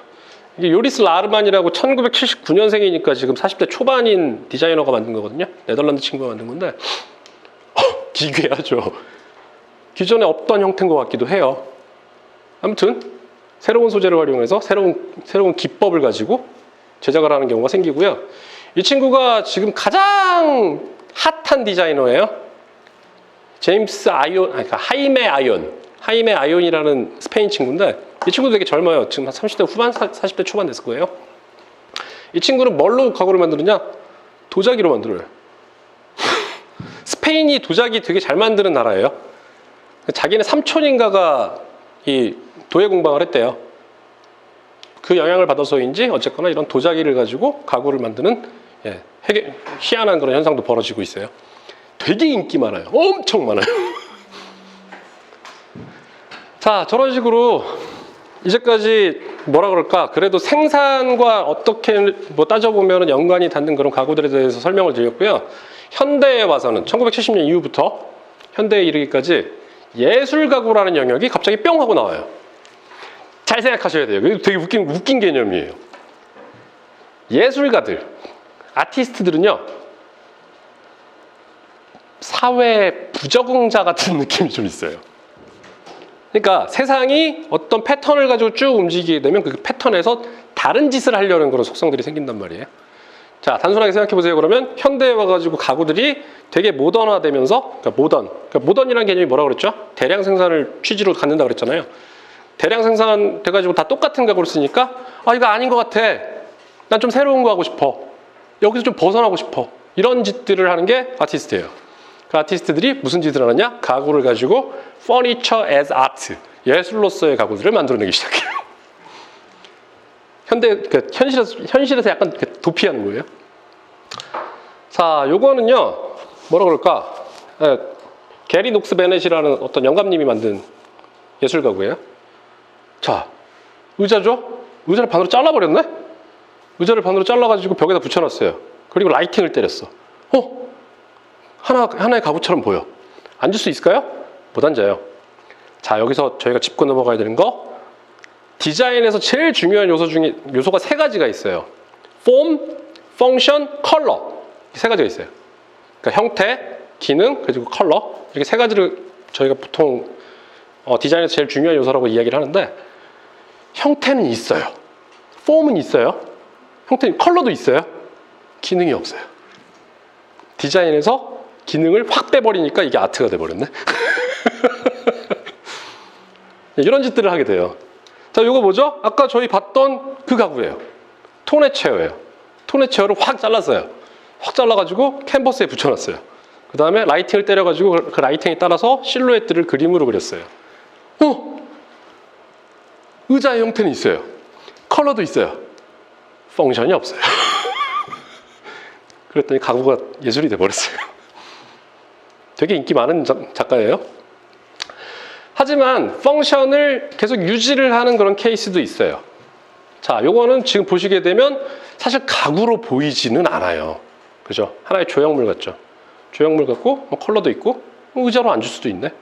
특이한 작업이에요. 이걸 만든 사람이 누구냐? 웬델 캐슬이라는 사람이에요. 웬델 캐슬이 누구냐? 몇 해 전에 돌아가셨어요. 아쉽게도. 저는 이분을 많이 뵀어요. 근데 아무튼 이 양반이 만들어 놓은 이런 의자들 있잖아요. 이거 가격이 어느 정도 될 것 같으세요? 30만 불. 3억 6천?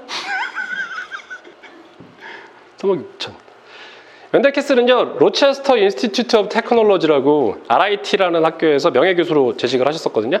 재직하시면서 RIT에서 대학원을 다니는 한국 학생들을 꼭 자기의 인턴십으로 썼어요. 자기 개인 스튜디오를 운영을 하셨거든요. 아이콘 디자인이라고. 그 아이콘 디자인에 계시면서 한국인 대학원생들을 데려다 쓰면서 썼던 이유가 있겠죠. 왜 하필이면 한국 사람들만 쓸까? 전날 아무리 술을 먹어도 아침에 제 시간에 와. 시키는 거 다 해. 얼마나 좋아. 그분들이 지금 한국에서 교수로 다 활동하고 계세요. 저희 학교 선생님도 RIT 출신이시고요. 아무튼 저는 RIT 출신은 아닙니다. 아무튼 되게 마초 같은 그런 교수셨고요. 저분이 했던 행동 중에 하나가 되게 재밌는 얘기를 제가 들은 적이 있어요. 학기 말이 되면 평가를 하잖아요. 작품 평가. 그 학생들 이렇게 모아놓고 작품에 대해서 이렇게 점수도 주고 막 그러잖아요. 조교가 옆에 딱 붙는데요. 웬델 캐슬이 이렇게 걸어가는 거야. 작품이 하나 있어. 고개를 한번 끄덕였어요. 2번 끄덕였어요. 끄덕끄덕한 걸 체크를 한대요. 끄덕끄덕한 게 많으면 많을수록 학점이 높아. 되게 말수는 없고 되게 무시무시한 분이었는데 키는 되게 조그만해요. 키는 뭐 저만 하고 뭐 그랬던 것 같은데 아무튼 되게 재밌는 분이었어요. 자, 이분의 작업을 보시게 되면 이게 사실은 말년에 해당되는 그런 작업이에요. 지금 보시는 것처럼 굉장히 조형성만 가지고 접근을 한 그런 가구가 되겠고요. 그러니까 초기 말고 한 중기에 작업했던 내용들은 이런 작업들이에요. 이거 자세히 보시면은요, 다 메이플이에요. 옷이 아니에요. 좌방석이 아니에요. 전부 메이플이에요. 테이블 보세요. 저기 올라가 있는 사과, 책 다 월넛이에요. 하나 덩어리를 다 깎아버린 거예요. 미친 사람이죠. 아무튼 이런 식으로 무언가 자기 스토리가 들어있는 것 같은 그런 느낌으로 조형성 있는 작품들을 만들어냈어요. 자, 이분들의 공통점은 나무를 가지고 작업을 했다는 거죠. 자, 요거는 지금 영국의 RCA라는 또 미술대학이 있어요. 로열 컬리지 오브 아트라는 학교인데 그 학교에서 학장을 지내셨던 론 아라드라는 교수가 만든 작업이죠. 요건 목재가 아니에요. 철제예요. 저 일일이 다 쇠를 녹이고 그라인딩하고 그래가지고 만들어내는 작품이에요. 근데 재밌는 건 뭐냐면요, 요 버전 역시도 한 30만 불 이렇게 하거든요. 플라스틱 버전이 있어요. 저 몰드로 떠내요. 몰드로 떠내가지고 그거는 가격이 좀 아니요, 저렴하진 않아요. 비싸요. 비싼데 얘보단 싸요. 재밌는 건 웬델 캐슬도 마찬가지예요. 이게 목재 버전이 있고요, FRP 버전이 있어요. 플라스틱으로 만든 버전이 있어요. 플라스틱 버전은 좀 싸요. 쉽게 못 사요. 비싸요.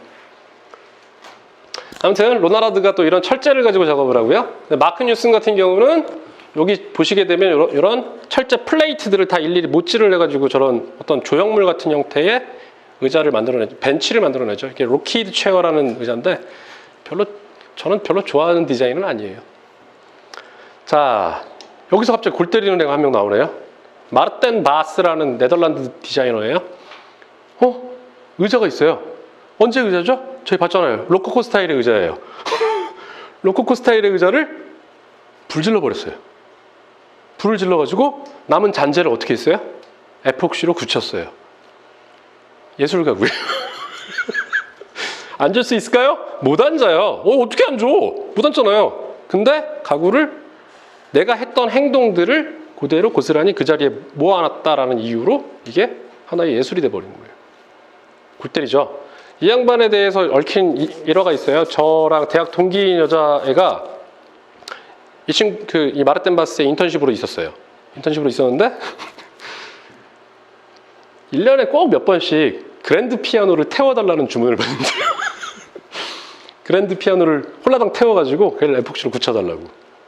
그런 작업을 의뢰를 하는데 그거 역시도 30만 불. 왜 이렇게 다 30만 불인지 모르겠어. 자, 이 마지막에 들어가 있는 요거는 제 친구 작업이에요.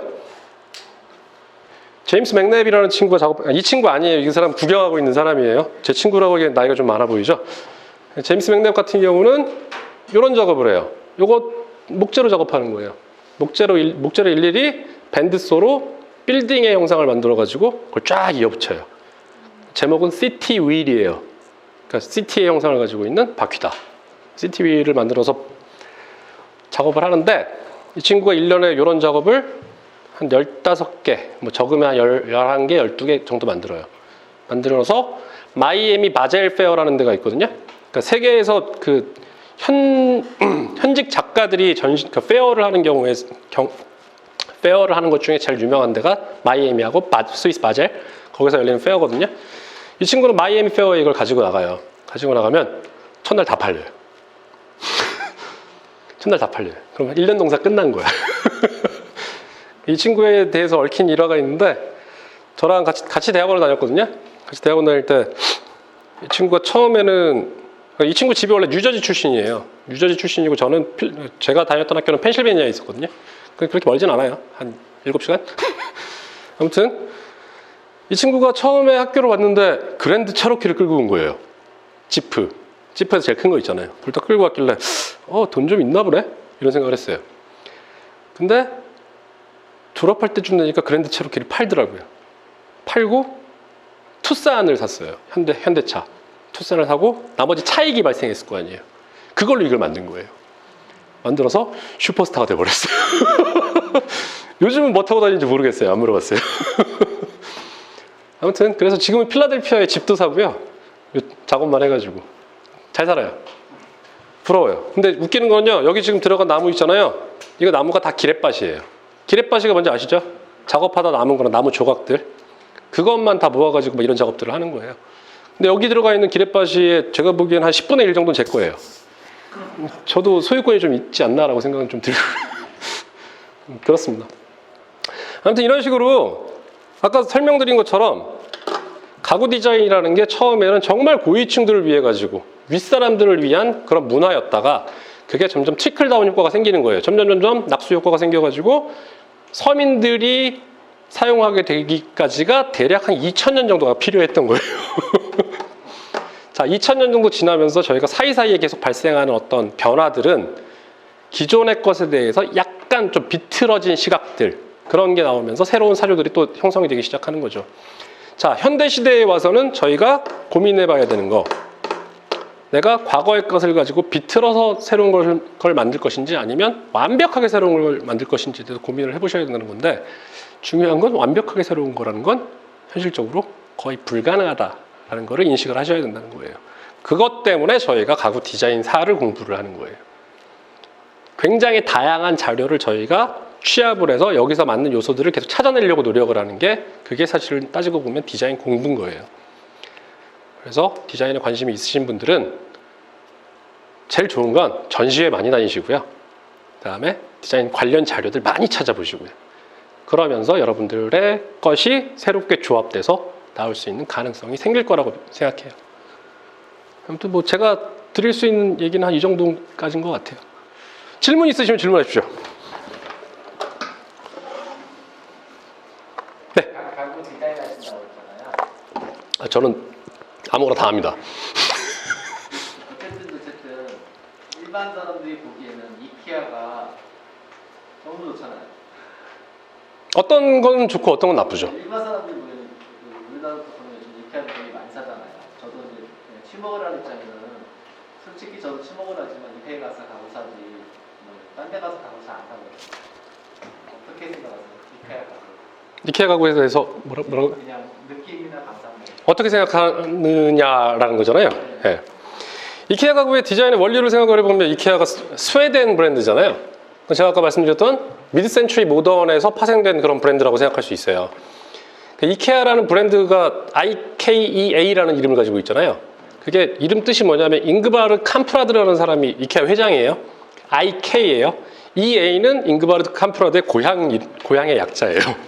그걸 이렇게 줄여서 이렇게 이케아라는 이름을 만들어놨는데, 어쨌거나 그 사람들의 디자인적인 특징 중에 하나가 북유럽 디자인을 그대로 차용을 하고 있다는 거. 그러니까 북유럽 디자인을 굉장히 단순화시켜놨죠.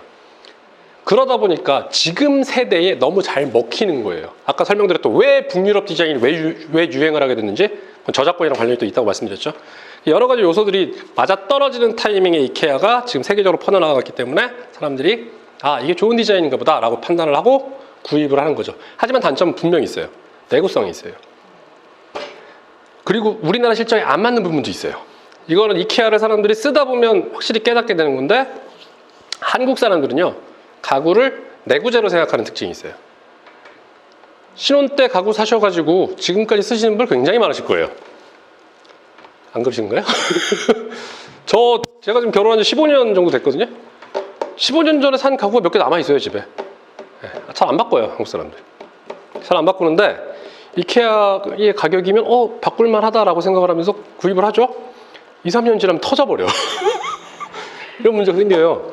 그러다 보면 자연스럽게 이케아 가구를 이거 좀 아닌 것 같아 라고 판단을 하는 시기가 곧 도래할 거라고 생각해요. 왜 이케아 가구가 세계적으로 유행할 수 있는지, 왜 미국 시장에서 먹힐 수 있는지를 생각을 해보시면요, 미국 사람들 이사 되게 많이 다녀요. 가구는 그 덤스터라고 큰 그 쓰레기통 있죠? 거기다 버려버려요. 그리고 이사 가서 이케아 또 사요. 이런 식이에요. 그러니까 쉽게 이사를 다닐 수 있는 그런 조건이 되다 보니까 유럽 사람들, 미국 사람들이 쉽게 구매를 해서 쉽게 소비를 하게 되는 거고요. 한국 사람들 조건이랑은 조금 안 맞는 부분이 있어요. 그런 것 때문에. 내구성적인 측면. 디자인은 너무 좋죠. 저도 좋아해요. 저도 이케아 많이 사요. 이케아는 저는 소품류 많이 사요. 소품. 네. 캔 잘 안 부서지니까.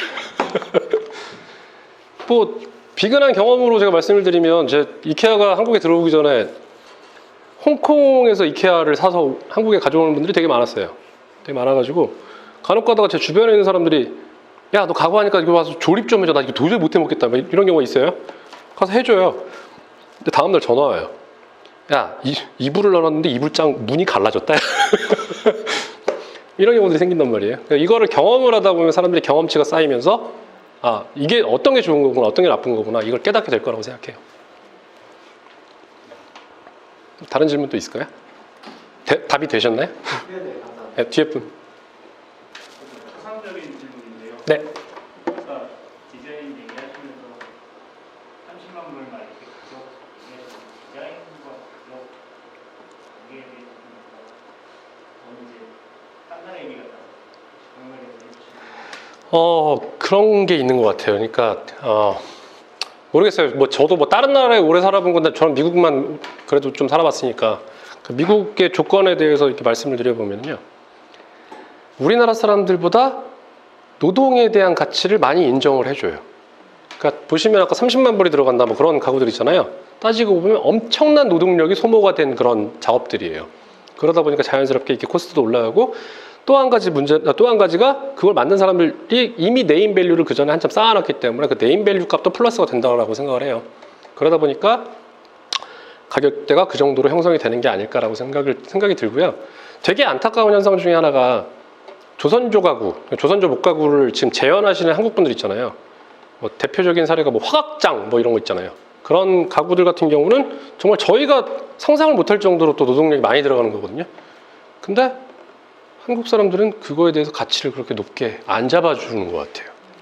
얼마나 노동력이 들어가는지, 얼마만큼 또 그 경험치가 쌓여야지 나올 수 있는 그런 내용들인데 그거에 대해서 잘 인정을 안 해주는 것 같아요. 문화적인 차이 때문에 생겨나는 가격의 차이라고 저는 생각을 해요. 그리고 가구를 예술품으로 한국 사람들이 잘 안 봐요. 네. 그 아까 퍼니처 에즈 아트, 그러니까 아트 퍼니처라는 말은 좀 저는 잘 안 쓰거든요. 퍼니처 에즈 아트 같은 경우도 글쎄요, 한국에서 그쪽 파트로 네임밸류를 갖고 있는 분은 사실 제가 나온 학교의 교수셨던 얼마 전에 은퇴하신 최병원 선생님, 그분 정도 말고는 퍼니처 에즈 아트로 예술 가구로 네임밸류를 갖고 있는 분이 한국에는 거의 없다고 보여요. 안타깝게도. 그런 건 있겠죠. 사람들이 왜 그 최병원 교수의 작업을 좋게 평가를 하는지에 대해서 생각해보면 홍익대학교 교수였다는 그 타이틀도 한몫한다고 생각해요. 답이 됐는지는 모르겠습니다. 근데 이 문화적인 차이가 분명히 있어요. 제가 그렇다고 뭐 사대주의자 이런 건 아니고요. 저도 사실은 미국에서 눌러 앉고 싶었어요. 눌러 앉아가지고 비자 문제만 해결이 된다면 눌러 앉아서 거기서 작가로 살고 싶다라는 생각을 분명히 한 적이 있어요. 왜냐하면 미국 애들이 그렇게 손재주가 좋지는 않거든요. 개념은 좋은데 손재주가 별로 안 좋아요. 그럼 그 사이를 내가 어떻게 치고 들어가면 나도 여기서 한 가닥 할 수 있지 않을까라고 생각을 했는데 그들만의 리그가 또 있어요. 제가 치고 들어갈 수 없는 그런 바운더리가 있어요. 포기했어요. 그래서 한국에 들어와서 저는 뭘 하느냐? 이것저것 다 하고 살아요. 가구도 만들고 인테리어도 하고 뭐 이것저것 다 합니다. 또 뭐 질문 있으실까요? 아직도 시간이 한 15분의 여유는 있는데요. 궁금한 거 아무거나 물어보셔도 돼요. 뭐 작업 얘기 물어보셔도 돼요. 네. 개인적인 질문이 미국에 오래 계셨다 보니까 궁금한데 약간 좀 질문이 좀 많이 왔는데 가장 이국적인 가구는 어떤 가구인가요? 안타깝게도 미국의 역사는 그렇게 길지가 않습니다. 안타까운 건 아니죠. 걔네들 사정이니까. 미국의 역사가 짧다 보니까 미국에서는 가구를 뭐 이거는 제가 그럼 회사를 다녔던 그 경험을 토대로 말씀드리면요. 제가 다녔던 회사가 미국계 가구 회사임에도 불구하고 디자인들의 원료를 살펴보면 대부분 영국 디자인이에요. 그러니까 빅토리아 시대나 뭐 엘리자베스 스타일 뭐 이런 거를 많이 가져와가지고 현대화시킨 그런 디자인들을 많이 해서 팔거든요. 근데 그게 미국에서 제일 잘 나가는 가구 회사 중에 하나였어요. 그렇다고 따지면 미국 사람들 스스로가 자기네들의 뿌리는 유럽이다라고 생각하지 않나라고 생각을 해요. 그런 경향이 있어요. 왜냐하면 아까 제임스 맥랩이라고 이렇게 그 동그란 거 만든 친구 있잖아요. 그 친구도 아버지랑 손잡고 자기네 고향 찾아간다고 막 이탈리아 갔다 오고 영국 갔다 오고 막 그러더라고요. 네. 저랑 제일 친한 친구가 또 브래들리 트리아나라는 브래드라는 애가 있는데 걔네 아버지랑 같이 이탈리아 갔다 왔더라고요. 어디? 자기네 고향이라고 알려져 있는 곳으로. 모르겠어요. 분명 미국 애들도 자기네 고향 생각하면 유럽을 떠올리나 봐요. 아무튼 그건 역사성에 기인한다고 생각해요. 유럽에서 대부분 넘어왔던 그 문화를 베이스로 성장을 하다 보니까 자기네 문화의 뿌리는 유럽이다라고 생각하는 것 같아요. 또 궁금한 거 없으세요? 아무거나 물어보셔도 돼요. 계속 물어보시네. 초등학교 때 쓰는 나무 책상 있지 않습니까? 네. 근데 질문을 먼저 하신다고 손 드셨어요. 좀 계속 이어지는 건데 관점 차이 때문에 그런데 그러니까 저는 바깥을 나가본 적이 없으니까 해외에서 지금 미국에서 보는 동양 가구의 느낌은 어떤? 미국에서 바라보는 동양 가구는요, 정말 솔직히 말씀드리면요, 다 중국 가구인 줄 알아요. 일본 가구라는 특징도 잘 이해를 못해요. 더더군다나 그러다 보니까 조선조 가구 이런 거 들고 나가면 씨알도 안 먹혀요. 중국 가구네 라고 생각을 해요. 모르겠어요. 요즘 K-팝 때문에 어떻게 변했는지 모르겠지만 K-팝의 영향은 없겠죠. 진짜 재밌는 일들이 많이 있어요. 그러니까 뭐 한국 가구 특별전 뭐 이런 거 해가지고 카네기 멜론 거기 대학에서 전시를 한 적이 있었거든요. 근데 가서 보면 사람들이 코리아라는 타이틀이 있음에도 불구하고 다 차이니즈 퍼니처라고 이해를 하는 경우들이 많아요. 그리고 그것도 있잖아요. 사실 한국 가구의 원료도 거슬러 올라가고 올라가다 보면 결국 중국이랑 닿는 부분이 있어요. 그러다 보니까 사람들이 다 중국 걸로 보이는 것 같아요. 그리고 생각해보세요. 쪽수. 머릿수가 상대가 안 되는데. 그렇잖아요. LA 같은 데 가보시면 거기 코리아타운 있잖아요. 코리아타운에 조선족 가구 이렇게 파는 데 있어요. 코리아타운에서 그 로우즈 가는 길 보면 있는데, 코리아타운 가서 거기 가서 보면 한국 가구를 판다고 해놓고 거기 전시된 거에 70%는 중국 거. 단지 뭐 사방 탁자 몇 개 뭐 이런 거 그런 차이밖에 없어요. 못 벗어나는 거죠. 그 사람들이 만들어 놓은 틀이니까 그걸 가지고 저희가 따지고 들지 못할 것 같아요. 네, 아까 뭐 궁금해서 예전에 어릴 때 학교 책상에 나무 책상이었었습니다. 네. 그게 원조는 어디였을까요? 원조는 일본 가구라고 봐야 되겠죠. 일본식 교육 시스템에서 나왔던 가구들이 대부분 그 당시에 쓰였던 거고요. 그 당시에 만들었던, 근데 저는 그건 있어요. 그러니까 뭐 대략 뭐 제가 생각하기에는 일본식 가구에서 나오지 않을까라고 생각을 하는데, 그 소재 있잖아요. 그 옛날 나왕. 네. 옛날 나왕 그게 전 너무 아까워요. 그래서 폐교 막 이런 데 가서 보면 저 그런 거 다 주워오고 싶어요. 정말 멋지게 색이 바래잖아요. 아 그게 나왕이었어요? 대부분 나왕이죠. 간혹 가다가 그 라왕 중에 어떤 패턴은 마호가니처럼 보이는 라왕들도 있어요. 그런 거 보면 어이씨 이거 탐나는데 이럴 때 많아요. 아무튼 그렇습니다. 궁금하신 거 없으세요? 교실 바닥도 교실 바닥도 라왕이에요. 문틀도 라왕이고 다 라왕이었어요. 우리나라에 나왕이 없잖아요. 안 나죠? 그거는 저한테 질문하지 마시고 박사님한테 질문하십시오. 라왕이 라완이잖아, 라완. 그래서 슬랩 하시는 분들이 만약 여기 계시다라고 말씀을 가정을 한다면요, 저는 부탁드리고 싶은 게 있어요. 슬랩 가지고 디자인을 하시겠다 그러면 다리 디자인을 좀 잘하셨으면 좋겠어요. 왜냐하면 우드 슬랩 가지고 테이블 만들었던 거는 정답이 있어요. 조지 나카시마가 있잖아요. 조지 나카시마의 다리 구조를 보시게 되면요, 너무 잘 만들었어요. 너무 잘 짜여진 구조, 정답이 있는데 정답이 있음에도 불구하고 사람들이 맨날 쇠다리만 붙이고 있어. 차라리 다리발에다가, 그러니까 다리 구조에다가 좀 시간 투자를 하셔가지고 무언가 더 멋있는 디자인을 만들어내시면 그게 더 효과적일 거라고 생각해요. 그러니까 일반화되어 있는 그 슬랩 시장에서 다른 자리를 차지할 수 있는 그런 방법이 되겠죠. 저도 관심 없어요. 저는 슬랩에 관심이 없어요. 뭐 비슷한 예전에 아까 의자가 우리 다 4개라고 했잖아요.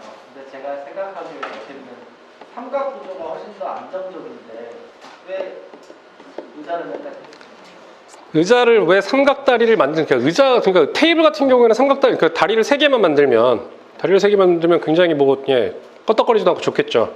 의자 같은 경우에 왜 3점을 쓰지 않느냐 하면 전복 위험 때문에 그래요. 3점이 있더라도 3점에서 멀리 벌어져 있는 쪽에다 하중을 가하면 넘어지게 돼 있거든요. 그것 때문에 의자는 삼각을 잘 안 써요. 차라리 5발을 쓰죠. 5개의 발. 5개의 발을 쓰는 경우가 있고 4개의 발을 쓰는 경우가 있어요. 사무용 가구 사무용 가구 의자 보시면 다 5발이에요. 왜? 전복 위험을 막기 위해서 그래요. 그런 이유가 있죠. 만약에 다리 벌어진 게 굉장히 이렇게 멀리 벌어졌다 그러면 괜찮을 것 같은데 그럼 구조적으로 그렇게 별로 썩 쓰임새에서는 좋지는 않겠죠. 마지막 뭐 질문 하나만 받고 이제 정리하겠습니다. 작업 뭐 이런 거 궁금한 거 없으세요?